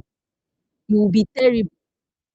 If na just one swamp, even if na cool, just go die there, right? And die peacefully. Than Bola Ahmed Tinubu continue in 2027 because it's going to be horrible. And at the end of the day, we want to have men of God making excuses for him, making excuses for failures, and wanting us to clap and telling us, oh, not to say anything, not to talk against man of God. That time has come where we say, you talk anyhow, you do anyhow, you collect. If you even do anyhow, you do too much, find yourself another planet. It's as simple as that. We have a dying nation to save. We're not here to, pamper anybody. We're not APC folks that want to, make excuses for failure. If for whatever reason you try to mingle with failure, you'll be called out and called out ruthlessly. If you know what is good for you, avoid anything APC, anything wey resemble APC, whether na human being or thing or animal, resemble APC, run for it and run for it for your dear life. Because this time around, Nigerians go tear una apart and una go think say na joke. It's going to get crazier, it's going to get scarier. But at the end of the day, a lot of people are going to unveil before our very eyes. It will happen. And somebody said one thing, right? That anything will happen. Thank God say Steve invite Adebayo come this program because if he had not, Adebayo would not have made this statement that will open the eyes of people who have deliberately shut their eyes to the wickedness of this man. So he did us that good, He gave that man a platform and he used that platform to show the world how wicked he is. That's the bottom line. So Stephen, thank you for doing that one for us. Before on our local talk, now they've taken that talk international. Thank you for giving him that platform so that we can see how wicked his heart is. The international stage don't see him. And you see the likes of Alex, speaking up. We see the likes of Mike Anno speaking up. Make that guy wey invite una have cup happen to invite Adebayo. Let him greet him and show him the statistics of insecurity coming out of Nigeria. Na that kind thing suppose happen. Follow this show of shame and show of disgrace wey go rub for Nigeria faces. But it's all good, you know. It's good they take their madness international so the entire world can see how dirty their union actually is. So that thank you. Egbe, Well said. but I like what you thank you for that speech. The last part you ended with, that was the part where I was shouting on Tidu and Pizella when I came to space. I say, the man don't go fool himself and say Tinubu is incompetence. That was last place. Me, I was hanging on that place where they were telling me, Gavin, you are a board member. I said, board waiting. I said, the man don't tell us that Tinubu not enough to big work now. That the more reason we should vote him out. I was standing on that one, no. I never knew it was my house. You know, he has already called Tinubu a failure. That is not competent. He can't rule Nigeria anymore. How will the president, chief of CEC, give an order? Then his closest